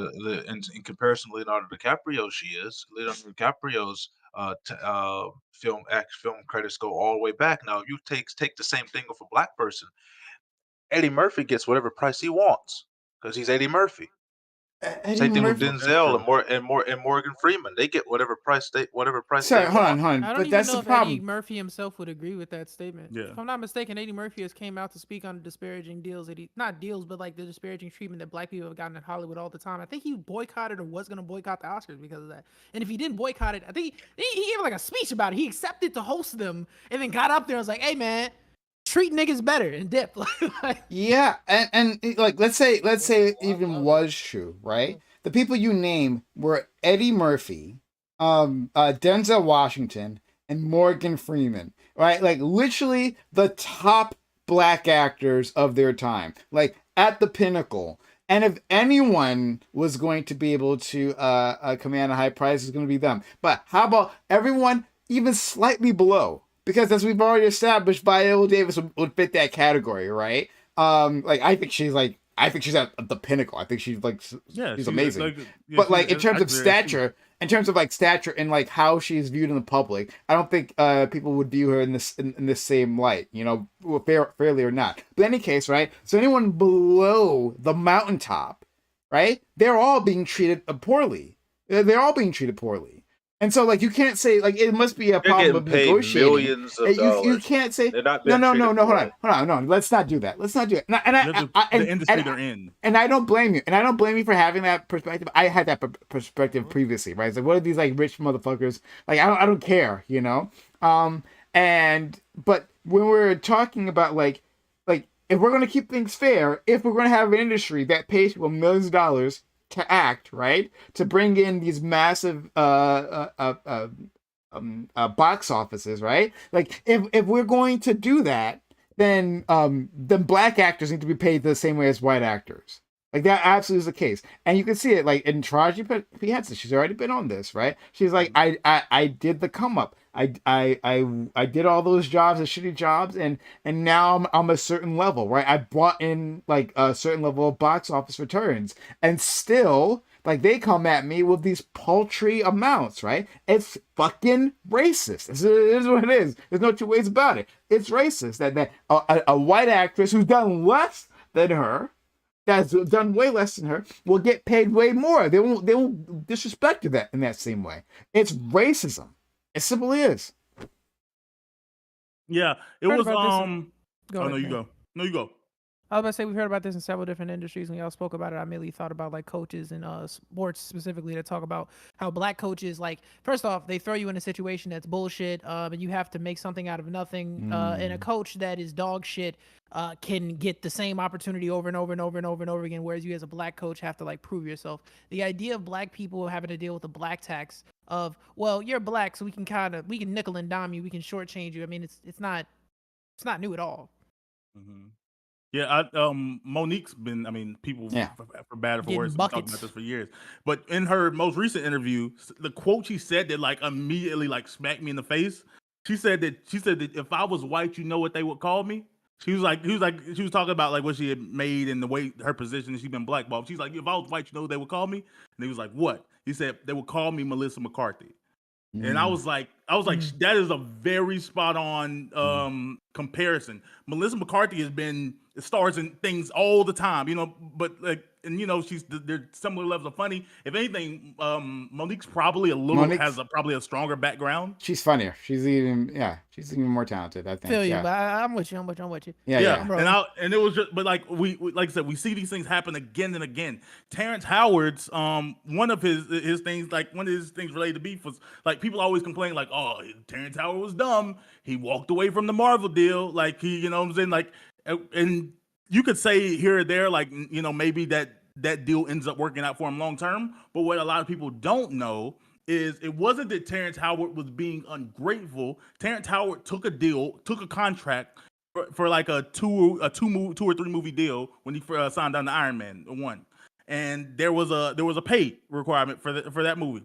After Iron Man 1 blows up, Robert Downey Jr. comes back and says that Robert Downey Jr. says, I'm like, even though he had signed the contract, Robert Downey Jr. comes back and says, I'm not working for the same amount of money. You're going to pay me more.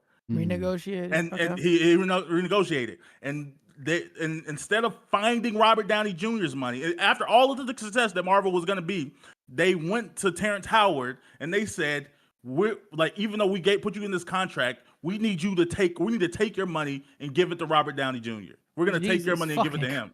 And he's like, no, I'm not going to accept this deal. We had an agreement. If he's like, yeah, well, the agreement's off. We're going to need to take your money and give it to this white man. So he walked away from the movie. He stepped out of the project. And I don't blame that. So I'm looking at this. He could have Terrence easily Howard sued got that paid one. $4.5 million. Well, contract per movie. I don't know if he had a multi-movie deal going on, but he asked for more money or didn't expect his pay to be cut. But he got $4.5 million for the first movie. Don Cheadle got $1 million, and then got $5 million for the third movie. So maybe he could have taken that hit for one movie. I'm not saying he should have, but ultimately he ended up losing. They should out have on that never deal asked again. him though. They should have never asked him. Like, but then actually, they asked all hold the on, time, but one second. he could- Hold on, let me finish my point. Okay. So like, I'll say one thing is that like, I'm not like some sort of expert in Hollywood negotiations and how these things usually go, right? Because yeah, like Robert Downey Jr., he uses his big famous dick, Don't get me right? wrong. And he uses big famous dick, and he like threw it around. He threw it around, right? He bent all those producers, he fucked them, but I don't know. So I'm sure there's plenty of not plenty, but a few of these cases has happened previously, right? Where like they just like renegotiate in this way. I don't know how that rebounds to other stars usually in these type of productions, right? And there's like mega productions. And remember, this is Marvel this is Marvel before the Disney acquisition, right? So that's Yeah. something we have to keep in mind as well, right? They didn't have Disney money Probably a behind limited them. budget, even if Yeah. they had success. Yeah. So, like, is it the case that, like, and if when something like this happens, the other actors get squeezed because of, like the actors are like where, like, when we're talking about big name actors, Yeah, then 'cause they that's where have a most of certain your amount of money they have to spend. goes, right? So I don't know.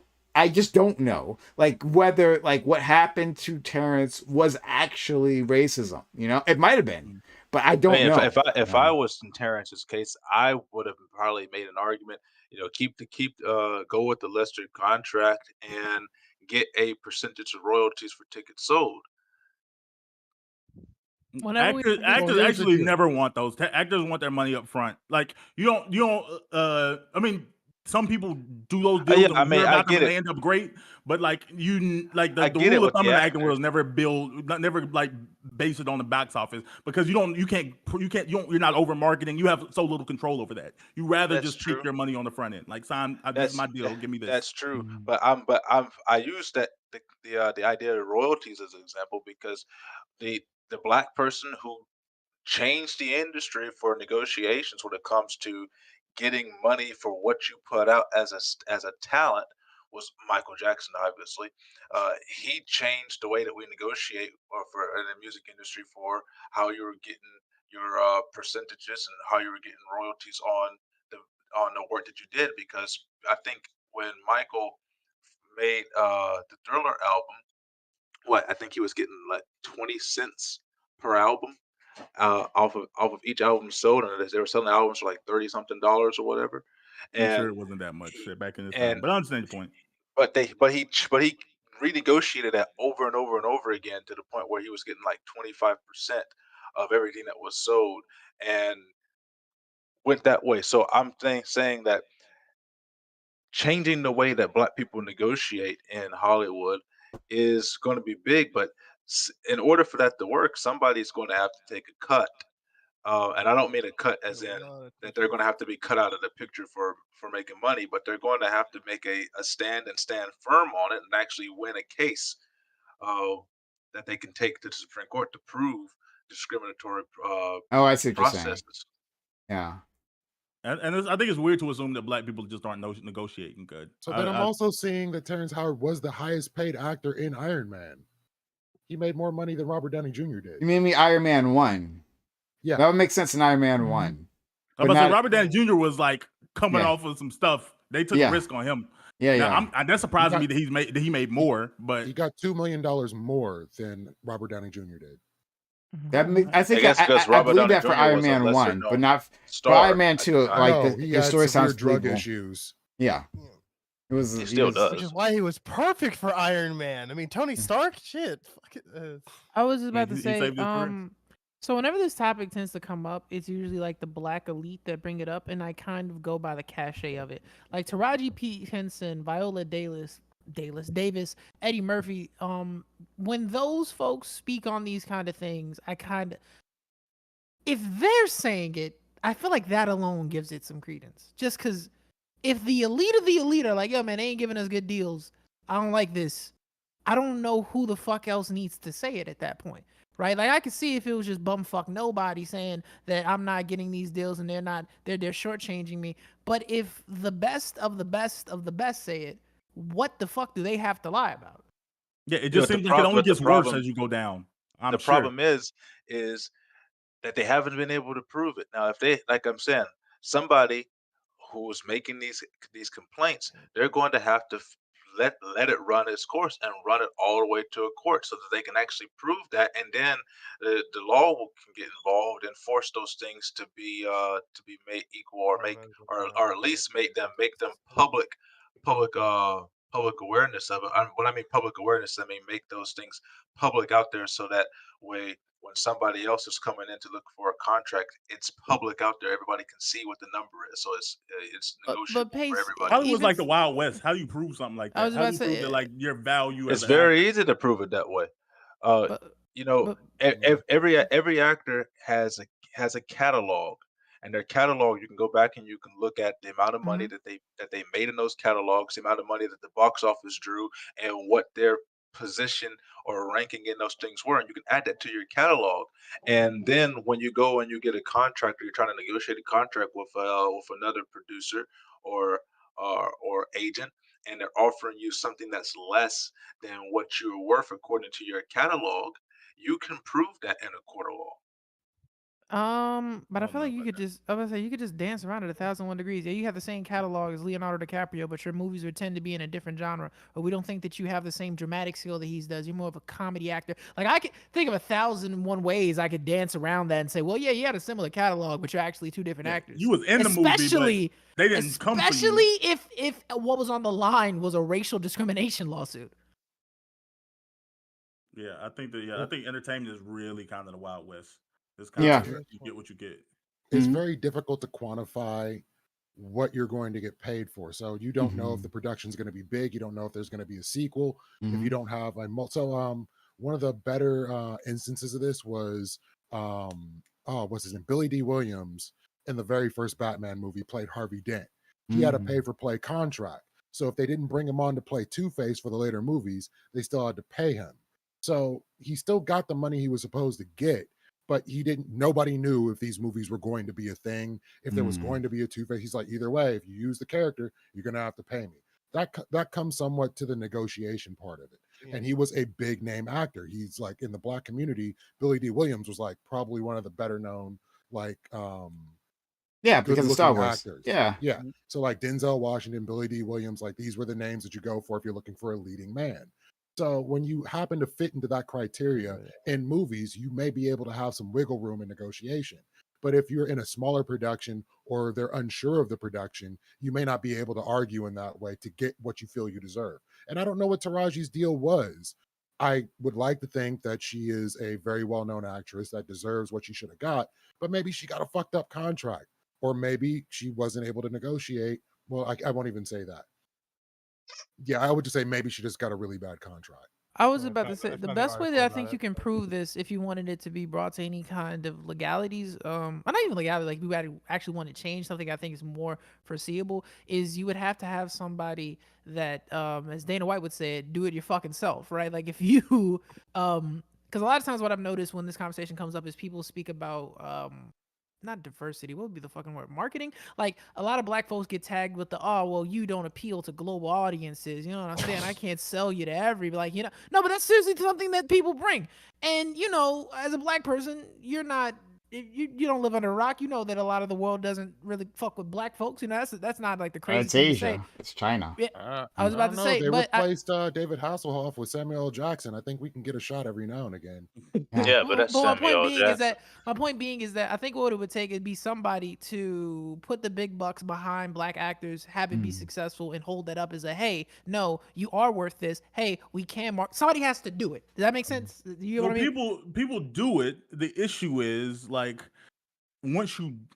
there's so much money to make a good movie, especially it's so much money. Yeah, nowadays especially, Like- this shit is kind of Like egregious. if you making a movie for less than 60 million, like honestly, what are we talking about? Like, don't get me wrong, there's like rare, pieces that do well, but generally 60 million is the starting point, and it just goes up from there. 100 million, 200 million dollars for a movie, like it happens.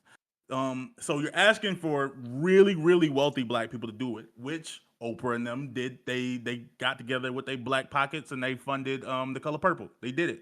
They made it Yeah, happen. which and Oprah was But they really mad about underpaid that. a lot of people, I like was about to Taraji. say. they cut the corners, and like I said, they cut corners and underpaid a lot of people. So even when black people in these positions of power aren't, Yeah, but The Color absent from being Purple, able.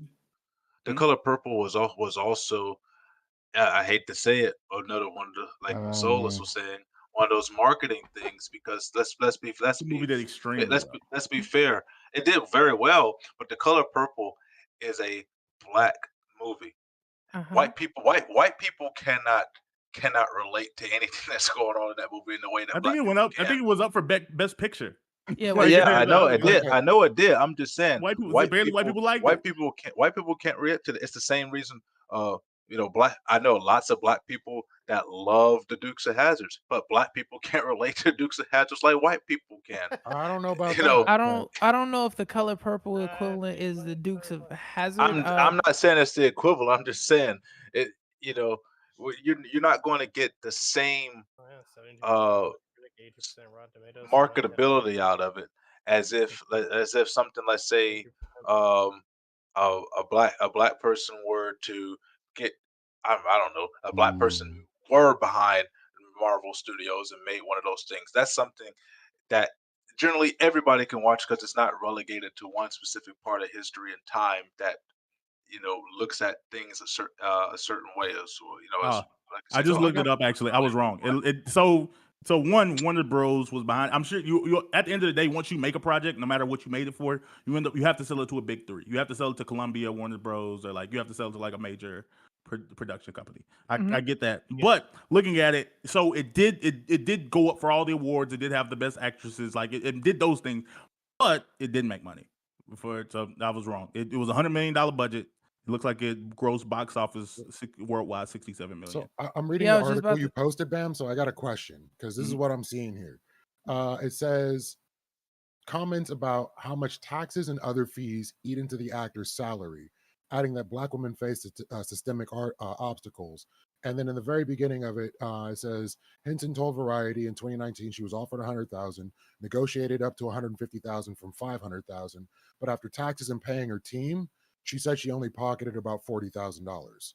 So I don't know what else goes into being on the role that she acquired, and maybe she's paying too much for her team as to why she's not getting or pocketing as much money as she would like to. But I don't know what these taxes and fees are. Mhm. Yeah. I So mean, that's a factor. I think being an actress, well, I've never been an actor or actress in my life, but I imagine, especially dealing with women, there probably are things that you need to pay for. Like as being a black woman, they say like never trust like the stage crew's hair and makeup team, Yeah.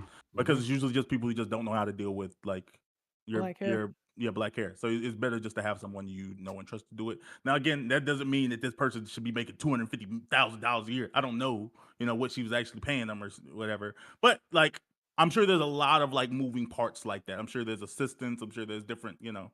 Interestingly enough, about the color purple, a lot of people, it was a really weird shitstorm, that one, because a lot of people were saying that Taraji P is coming out to talk about it and badmouth it, really. Not the movie itself, but like the business behind it led to why it didn't do so well. Because it's like, you like to even to Pace's point, like if you have a movie with black people in it and like one of our darling stars, like, hey, they're fucked up over here, they ain't paying me. Well, that movie's not gonna sell very well now because I'm not gonna, you know what I mean? Like, I'm not gonna feel good if you say these motherfuckers not paying you. Then it's like, do I consume the Do I want art? to Do see I? it?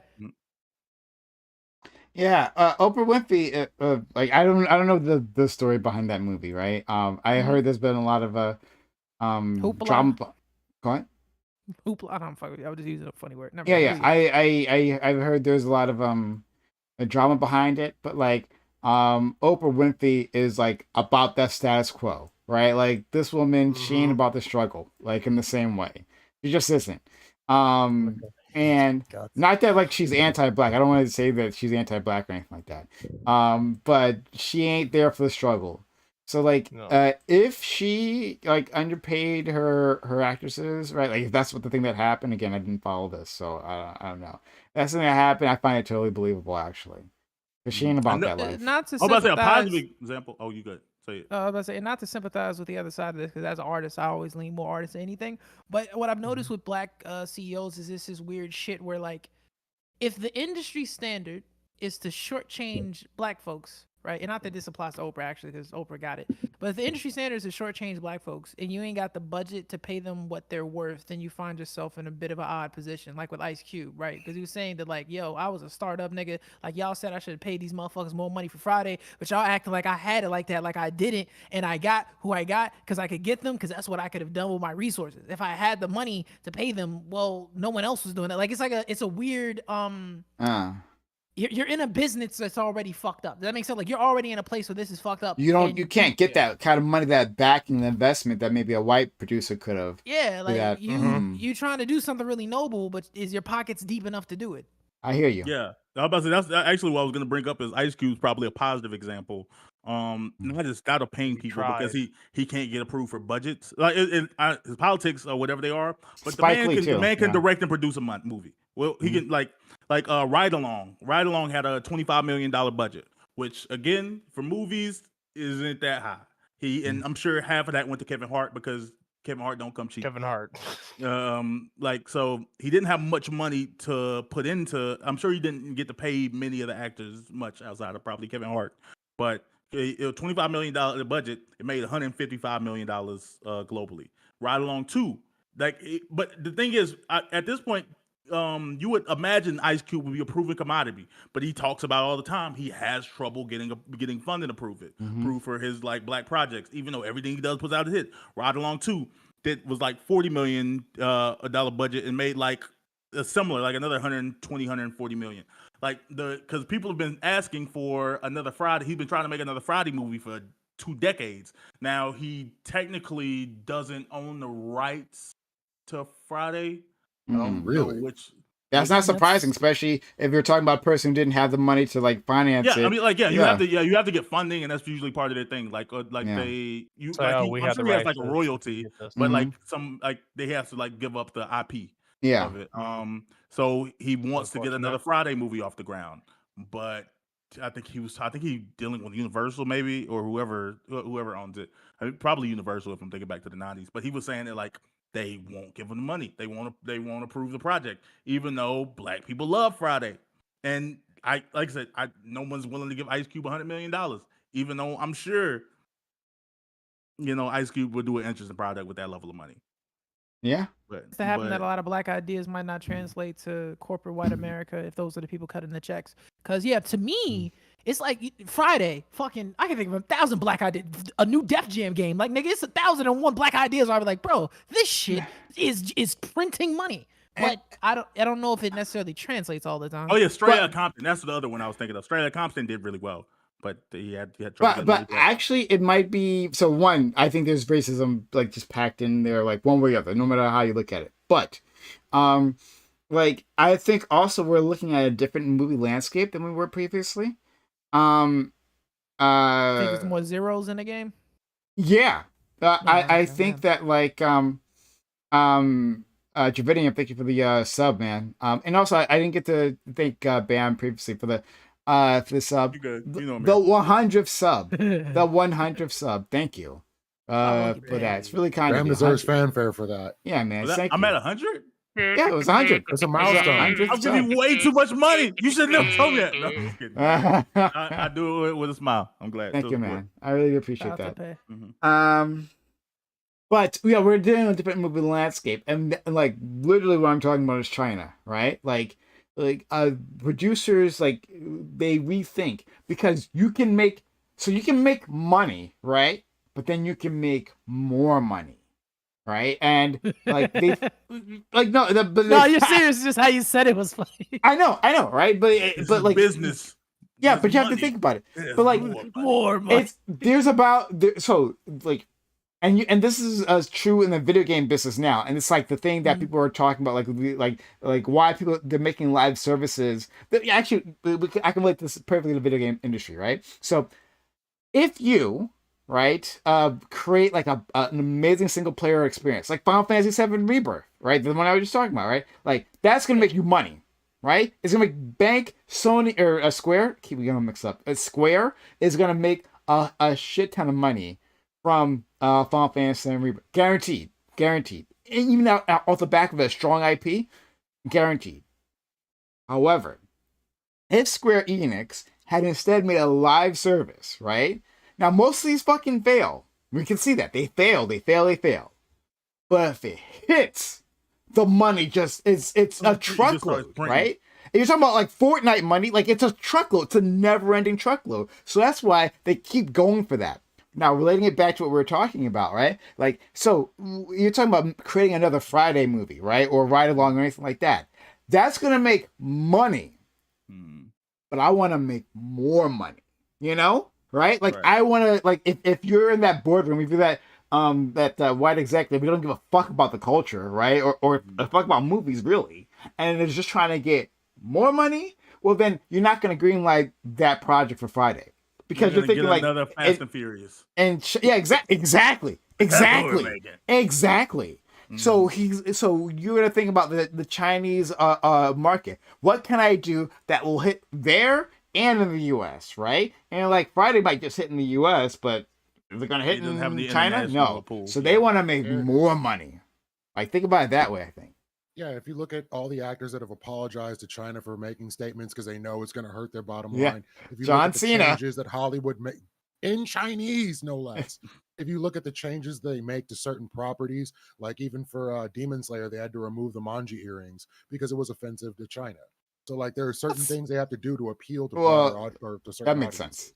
sense. That's what I always found at that point like a bit interesting when we're talking about black people, because like how would y'all feel as black people if y'all were if they wanted to give you a daytime version of AB and every other panel that you host, but they're like, look, bro, so we got to get rid of that all black everything, right? Because it's just not gonna translate to our entire audience. Like we're trying to get those Asian dollars, and I don't feel this way, Prime, not me. Probably They taking don't the really- heartbeat with his They don't really capitalist like fingers. they don't really like black people. That's not me saying that. It's just the honest. Like if you ran into that wall of true. racism where it's like, hey, like I don't even have any beef with you, but we're trying to make money, right? And they don't like black people. Can't change it. Can't fight it. I'm not Martin Luther King. This is what we need to do. How would you feel as somebody that has content? Well, you're right there, Solus, because they hide black actors in billboards. That's from what I was No, gonna that's say. what I'm There was saying. some movie where they took black people off the cover. It was like a movie was Was it starring Black multiple Panther? multiple What movies. movie was that? No, Was it it was Black a Panther? big one though. Marvel, yeah, I think Marvel. it was, Marvel. yeah, it was Black Marvel. Panther. I think Yeah. didn't It's have in a John black dude Boyega. or didn't nobody black on the cover of Black Panther, and I was like, Marvel's done that multiple times. like, Like, Star or they Wars like they Day. shrink the black actors, right? Like on the movie, they've I guess the question I'm asking you Star there Wars, yeah. is, if that is you as a content creator, even an artist, how do you respond, not necessarily to the Asian audience, whatever audience it may be, how do you respond to that executive that says that? Do you have any ill will towards them that piss you off? What are you thinking in that moment as a black person? I said the Prime, but anyone can answer. Like, no, I was Prime? expecting it to be the yeah. Prime. Sorry, Prime, you yeah. know, I was like so, 3/4 listening. yeah. I didn't realize it was to me. I do apologize. Say it Please again. repeat. We're all gonna focus I- on. I'm it. sorry, man. All right. So what I'm saying sorry. is, how would y'all feel as an artist? Oh, Like, I got it as now. the- I'm back. I caught as it. the Never guy. mind. I didn't Right, if- catch it. Let me go Yeah, ahead. if a CEO came to you and said, "Hey, you have this product, we really fuck with it, but you have to remove something black about it because we're trying to make as much money as possible here, and this is not going to translate to X, Y, and Z audiences that are important to our bottom line." How would you feel towards them? Not even necessarily the audience, but you've ran into that wall of racism. Are you upset at the CEO? Do you feel like that? What is your relation? How are you going to interact with them? How do you feel Yeah. towards them?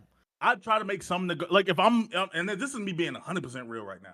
If somebody put like a 7-figure type deal on the table in front of me, I would have some conversations. I try to figure out why. I try to squeeze it in, and if they say no, I'm gonna have to get to this check, boys. I don't know what to tell you. I don't know what to tell you because the next I'm gonna use this money to fund the black thing. But I was about to say, but right now I'm gonna have to get to this little bag. I ain't gonna lie to you. Like if Prime was offered, like if Prime came to us tomorrow and said that, like, hey man, I got offered. Twitch offered me a $12 million deal, but I had to cut out ABE and I didn't because I love you guys. I'd be like, take the money, dummy. Like, what are you doing? Prime, don't ever let me find your house. I'm gonna come in there and slap the shit out of you. Yeah, right. With this shit. I don't be mad. But there will be other people that would feel disrespected. I think. I imagine Fnatic would find it distasteful. I imagine he would find it disrespectful. But like, I would find it generally speaking, I would find it I'm like, get to the bag. I would find it is what it is. distasteful. I think for me, you know, I'm always talking about being, censorship and everything like that. If somebody were to come and tell me that I can have my show, but I can't talk about what I want to talk about, I tell them find a new host. That sound good. Enjoy being broke then. That Sorry. sound good. It's not even. I could go make money doing something else.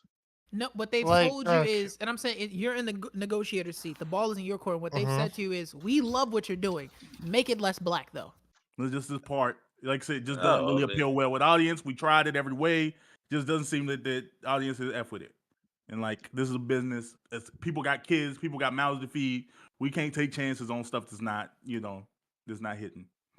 I feel like what I would do is on the negotiation table is I would go with it if the number is big enough, but I would want to negotiate like you have to let me have at least one section, and if that at least one section within my show that is specified for this, and eventually, and we'll see if like the numbers can possibly end up changing if people like that particular section. Like I It would wouldn't. want to It, work. it, I I get would some want to bargaining work that power. with What them. if it wouldn't you be hit, for you can me. come It back to wouldn't the be for me. table. Like, all right, we approved success now. Give me my niggas. Let's Yeah. just try it. Yeah, like I got a exactly. name now. I got a little pool That's now. funny. Like we made so much money. We're coming back for a fourth season. You gotta sign. You gotta sign on. I'm gonna need my niggas. That's what I'm I gonna need. mean, I'm about to if say, that Yeah, if like that's I if that's would the want the case, small that's section at different. least. If I that's think the that case, worked that's out. different, Bam. That's different if that's the case. But if that's not an option, like to me, you know, me talking my stuff on my show, whether I talk about black people, whether I talk about Democrats, Republicans, whatever I talk about, if somebody comes to me and tells me that I can't speak my mind on the show that has my name on it, and I don't want to do it. I don't know. So I think outside entertainment, I feel like that's just welcome to America. Like I work in Trump country. Like one, I don't think talking politics is smart on the job, regardless. But Mhm. I work in a place where people say crazy, outrageous things to me every single day. Like I'm sure, even though me and my boss don't talk about politics at all, I'm positive my boss is a Trump supporter. Like even though he's a good guy, I just know that's where he stands. But guess what? I show up, people talk about like this lady was telling me, God, I think God wants Trump to win. He just does.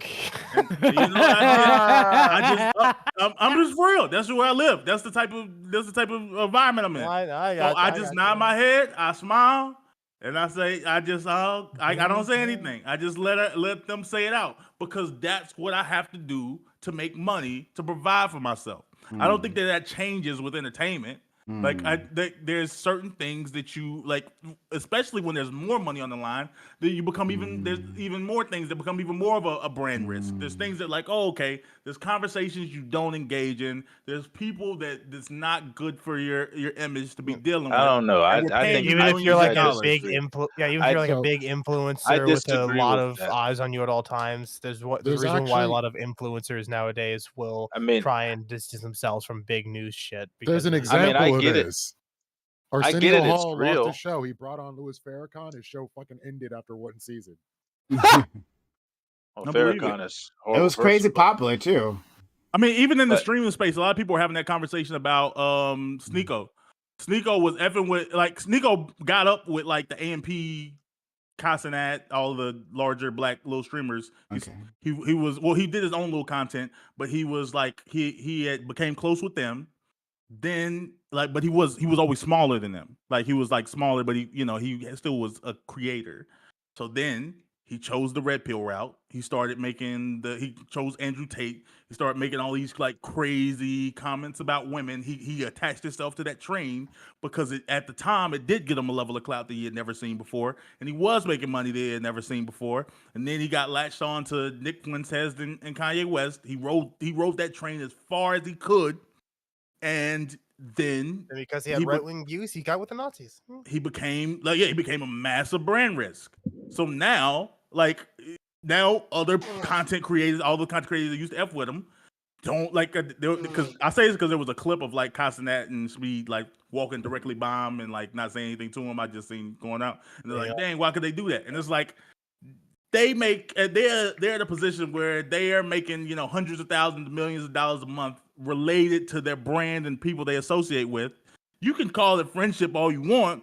He like the man's terrible for business, and he's made that his new business. Like the nigga was doing an interview with, well, not really an interview. He was having a moment with Charles Barkley, a former basketball player and like commentator. And Charles Barkley is super family friendly for whatever he's worth. The first thing he says to Charles Barkley, "Do you think women belong in the kitchen? Do you think that like why would you put them in that position? Why would you put me in this lose-lose position? Why are we having this conversation with Charles Barkley? You think Charles Barkley's gonna want to network with you? You think Charles Barkley ever gonna like bring that dude around me again next time? Like some people don't understand like the money being made and the compromises that come with it. I see your point, man. Oh But in my this God, particular that's example, the reason so 'cause bad. There's I've nothing wrong seen- with black people. Black people shouldn't be inherently problematic. That like No, I was about to say that that's definitely the case, but like the reality is the reality, and have seen people try to negotiate that line has always been interesting to me because there's another version of it where you go balls to the wall and the CEO is like, you know what, you're right, that is racist, and it doesn't work. It flops. Big budget, they're behind you. We're gonna be down with the taking we're a with chance the on you. take it, and it did not work, and you're back to zero in a worse place than you were before. You put your Well, neck on see the line. that's another thing that people don't see about it is the behind the scenes analytics. You know, we may love Friday, we may love the idea of it, but when you go and you take a look at of all of the identity politics that's been going around, all of these people in the backstages are looking at I like all of this the looking at all identity the politics like numbers. it's like a disease that's been going around. All that identity politics has been going around. People been coming Well, down it hard is- it cases of is a- identity politics. So it I'm sorry, is a go The ahead. disease. people I've seen using it the absolute most for the bad part. I'm But sorry, I didn't mean to it interrupt you. is, I mean, Pace, it go is ahead, a please. disease. But I'm saying that when they're behind the scenes looking at Stop everything myself. that's going on and they're micromanaging and they're doing polling and getting numbers to see what would actually wind up happening, how would this affect certain things, who would feel a certain way about this, and they're trying to find out how to make this stuff the most inoffensive as possible. And then when you do that and then you take the creative liberty of the producer, Ice Cube in this case, or I'm not sure if Chris Tucker was going to come back to it. Probably was, but and the comedy that they were trying to do, and if it doesn't match with how they're trying to do it, and they're trying to change things too much, the numbers just may not be working as I think far that as this is just for the people, the audience that they're trying to gain. It may not be working. this is like an interesting form of racism because it's just like a cognitive dissonance. It always feels like with the people that hold the money, because Friday is a great example of this. I woke up one day, I don't know, like guys, I've just turned 23, just had a birthday. I've been black 23 years straight, haven't missed a day, haven't clocked out. I woke Damn up one right. day and white people kept giving me quotes from Friday. It fucked my head up. I thought that was some nigga shit. I didn't know. I was like, Jesus, who the fuck let Bye, these niggas in the cookout? Felicia. Bro, but my point being is that version of that, something that originates from black people and black culture, will hit white mainstream and they will love it and fuck with it. But there'll always be that response of like, well, it ain't shaking, the shit ain't working. But then as a black person, when you look out into the world, it's like, nah, white people love black shit, can't get enough of black shit. And it feels like it's this weird thing where like, I feel like the person saying that the numbers aren't adding up is looking at it from a white lens. Because as a nigga, I would say, no, yeah, white people love black people. I can't run away from it, bro. Every time, like even when we were talking earlier, bro, if I talk about anything black, I guarantee you there's a white person that knows everything about it, that's been on every Reddit sub and fucking every. They'll come to me talk like, nah, man, you gotta understand. Back in '98, Ice Cube dropped this hidden album, and that's what makes him the go. Like they love it. Well, at the end of the day, there's a certain type. there's no white lens to it. It's a green lens, and they're looking at the numbers to see exactly how much money they're going to make. People like in this time period, you make a movie like Friday, which is, let's be real, most stereotypical movie for black people that you can get. You make that movie and you release that today, the amount of people that are going to be so fake offended, especially white liberal people, are going to be so fake offended for black people. It's a going to family movie. harm. It ain't even It's going to controversial. harm. Friday is not a family movie. Yes, It- it's a fam- Holy shit, very you're much doing it is. right now. No, it's Oh not. my god, in No, real it's time. Holy, it is a family movie. It was a family movie about a young man trying to do. Oh my god, you just did it in real time. Friday is not a Within his family community movie. on his day off. When you got motherfuckers in there smoking dope, and you got at the end Dope? of the That's movie, what kids Smoking did. dope? Don't matter. at the end of the day, That's what at kids the end of the did. day, you got people up in there smoking dope with guns and gang banging, and Just say that's not a family marijuana. movie. But It's that's not- but my that's point not But was it was a that's lesson not a about family guns. movie. He was saying, "You think you a It- man with that gun in your hand?" Like it was a it good was a message for the whole kids. lesson about Not- putting guns it's down. not Like, a family movie. yes, it Family is. movies, you do not. Hold on. smoke I dope got. Hold in on. I need family to. Hold on. I movies. need Hold on, clarification. I need no, hold on. clarification. Wait, I no. need We haven't clarification. have cut you the seen- nigga off. Let him have you finish, seen at Razor? least. I want the clarification slightly from Pace on this. What the fuck does family movie mean to you? That means it family- wasn't G rated. A family movie is something that you can that the entire family can watch. That that there is nothing controversial. Lion King, family No. movie, That's a kids movie. That doesn't make it- Controversial. It's not family, family movie. It's Kids like movie. I think you're thinking That's a a- kids movie. No, like Yeah. actually, this Star is what I'm saying. Wars, Well, hold on. I really want to make family this. movie. Wait, I want to make this point Star because Wars. like Controversial. Friday was a comedy when I watched it, but as I got older as a black man and grew up in the trenches, it was a coming of age story. Every single Look, character want- in you- that movie You was want a in my black life. family movie? A black family movie made by the same person? Are we there yet? Family movie. I love both of them. I I love think they're both both- of I those, think- I actually. think they're Are We both- There Yet? Different Are We There family Yet movie. Different too? story, I though. love both that. Nigga Different from different neighborhood. I'm about That's to say, what I like I was said, about to I'm about to say. say, because I watched Friday at a young age, and it wasn't even like most kids did. Friday wasn't seen as a movie that like, oh, Friday's gonna F you up as a person. I Like, ain't oh, watched it. okay, It's been a while. Craig tried weed for the first time. He was a little high. Like it is what it is. Yeah, He, but when you like, so he have picked up to the gun bleep and he had to out- put it down. When you Use got to the bleep fist. out words in the movie, it is not a family movie. No, You it think becomes a family family movie- movie. That's why. Wait. That's why I said a better way to say it is a coming of age story, right? Yeah. That is what Friday is. The entire series, even it's a coming of age story of a young man growing up in South Central LA and is going from a young boy to a grown ass man and the trials and tribulations he's learning. Like that's the whole idea. But what I'm saying is though, the point there is that I think the person with the bucks thinks about it the way you did. It's not a family movie. We can't sell this. And even if there's an entire story arc where the point of it is you're not a man with that gun, put it down, fight like a man and be a man. Even if that like moral, wholesome, traditional family value is there, motherfuckers are gonna be like, man, he said fuck in the first like 20 minutes of the show. Like it's not family. We can't. You know what It's I not a mean? family movie. No, You nobody lose some. here is going to sit here and say that Invincible is a show that you should sit down and watch with the kids. Friday is not invincible. Yeah, Friday is like, it's- Friday isn't. What's this movie? Somebody I dies. need y'all. There's no Pace blood. has a dumb not trying to idea insult that y'all. if it's animated, it's for children. I'm not trying to insult y'all, but I actually need I y'all hate help. that There's a idea. famous Nobody white said movie. animated is He for didn't- children. he I'm said the saying Wait, hold on, opposite. hold on. Real quick. I need your help. There's a famous I'm the white movie guy. movie I know about a this. bunch of young white kids finding a dead body. I do not know the fucking Stand name. by But y'all Me? have to Yeah, Is Stand that By it? Me. Stand by. Okay, cool. Point blank. That is a cult classic movie. White people taught me about that movie. I couldn't remember the name of it. Sorry, white folks. But my point being is that like that movie's marketable to people. It's a story arc. It's about a kid going to go do some weird shit and the trials and tribulations they go through as a friend group. That was Friday, just in a hood way with a little more comedy sprinkled into it. But the idea Wait, that what this shit movie? is I missed the name. Stand by Me. Point being Okay. is, but the idea that this shit is not marketable, that there's nothing that we can't give to American audiences, is not true. Because I actually watched Friday, right? And I think I'm Look, also. I'm not saying it's not marketable. I'm saying that when they're running the numbers behind there, and with the current culture today, the amount of offense that Friday would cause, not for black people, but for the so-called allies of black people, it would not produce. What part enough of Friday money do you you to think think an lower? ally? I Hold don't on. think What part of Friday do you think an ally would be offended by?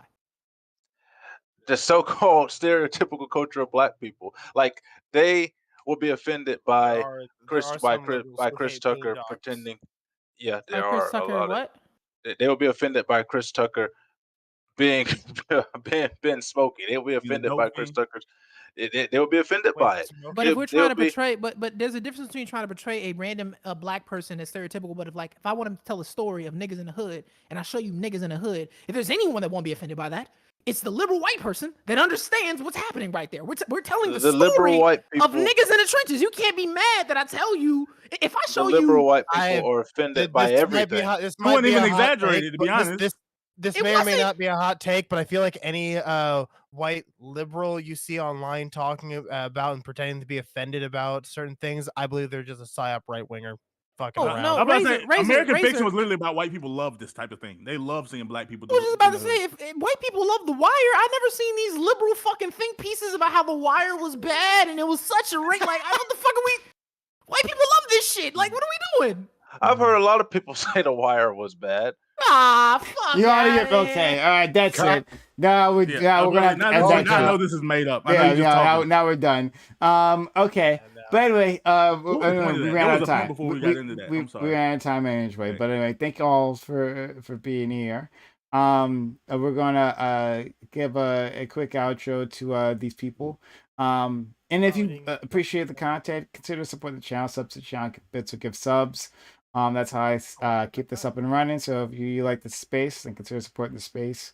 Bam. Thank you for coming through. This is a lot of fun, actually. We didn't even get to the topic that I had prepared, but like, and we'll use it Nobody again, wanted to like talk in a about week gay or so. people But anyway. yeah, go ahead.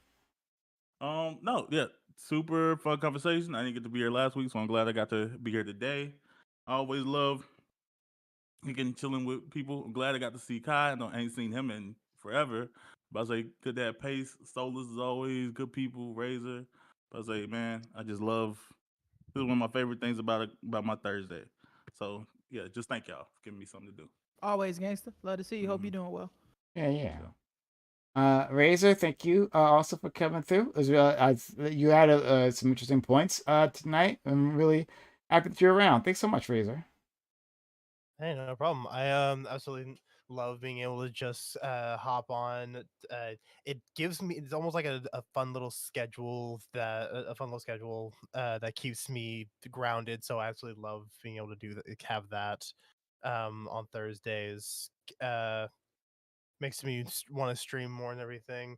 Yeah, if you liked anything I said, or maybe want to hear more, join me on Monday 5 o'clock Pacific Standard Time, where I'm being joined by my friend Howard on call on a little show I'm calling No Man's Land, where we're talking about, like, say, toxic masculinity, toxic femininity. After this, I'm probably, because I still have a few hours before bed, I might just hop on to some Goose Goose Ducks. If you want to see me yell at people when I kill them as a goose or a duck, then I'll cool. raid you. So go ahead. Put that on. I'll get your stream up right now. Wow. If you can get it up before Look at Prime I'm being a heading good out, friend.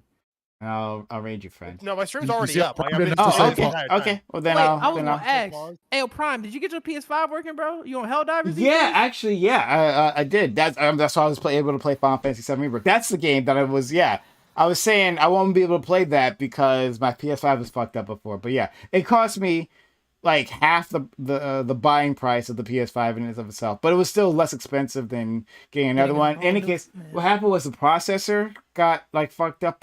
But like I'm looking online, that's the thing that happens with PS5 is the processor goes out. So even if I got a refurbished one, I could run into the same problem. So yeah, it is what it is. Okay. But yeah, Democracy. a lot of fucking money though that I did not need to be spending. But but thank you for that. Yeah. Yeah, Razor, I'll send them to you. And again, thanks for being here, friend.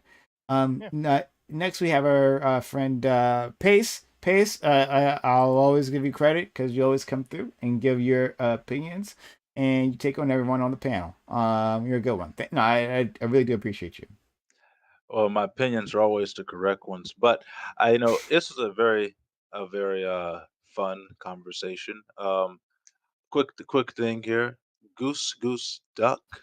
Why is it not duck duck goose? I don't know. Because you're geese running around, and you have imposter ducks. It's basically Among Us, but with geese and ducks. In the Okay, fuck interesting. did I just? Interesting, but I think a very very nice conversation. I think it's a conversation that I think black people have a lot more often than white people do, especially when it comes to how you should look when you leave the house. And I think it's a conversation that needs to be had again, truly, because there's some of these people leaving the house nowadays. My God, where are your grandparents so they can beat you with a leather strap? I don't know if that's healthy. I don't know if that's what we recommending, but I Yeah. understand. I I recommend know where you're coming from. recommend a beating. If listen, all of you people out there in Prime's chat, if you got kids that are walking around here with the pants hanging off their ass and with the tatas hanging out, grab the nearest object. I don't care what it is, I and disavow this. beat your children with it. I If All right, it so- can be a causes picture childhood trauma. frame, Yeah, it can okay. be a garden hose, And we pull anything. back on Beat the child your abuse. children. So we're Disavow. pulling back Yes, on the please child stop abuse. endorsing child abuse on Prime. This is not child abuse. This is called discipline. Moving on. Child abuse, Moving child on. Thank Challenge- you, Pace. Challenge your Oh my son God. to an Agni Thank God. you for Thank you, Mr. Taka. Cosby. talk about a brand risk right there. All right, Teach some Waterkai. respect. Water Kai, all right, clearly. You don't know respect walking out the door of that tank top, right? All the time. So, but I don't want anything bad to happen to my friend Water Kai. We want him to be chilling, right? We want him unbruised. So thank you for being here, friend. Thank you for inviting me. It's been a blast. I'm a little unhappy with you for making me study about Ghana for a day or so, only to never use that information. But I'm not going to hold it against you. You now have a week. I don't need a week. We were already there. I was good for it. But yeah, thank you again for having me. I'll come on anytime. Appreciate it. I thought we were flowing. So I hope you appreciate the conversation in which way, because I thought we were doing really well. Solus, man, Solus is amazing. Like like every time, like literally every time, I'm jealous like of hearing like Solus, because this man, he lays it down. Like he has this flow about him, and like he's so eloquent, and like I wish. He's slowly becoming one of my favorite cast members. No lie. He's amazing. He's great. He's fucking amazing, right? And you do it effortlessly. So shout out to you, man.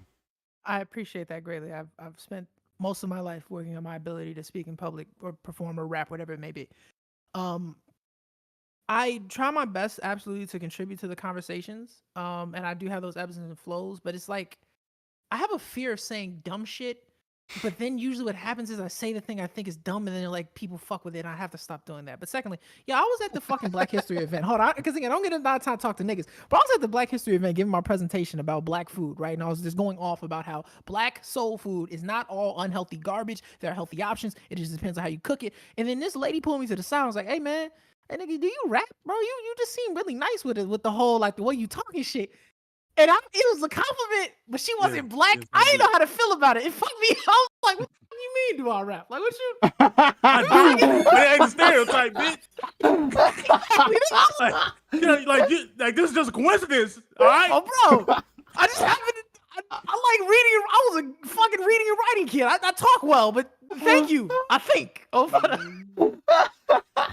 you offended by how spot on she is. You one of them rapping niggas. Like, I am, but not for the reason you think I am. It's like, fuck, I am.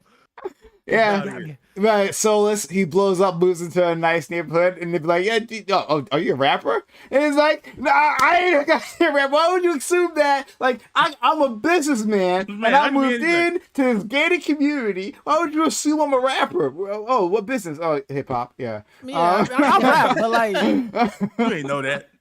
I get it. You ain't know that, but yeah, I rap. But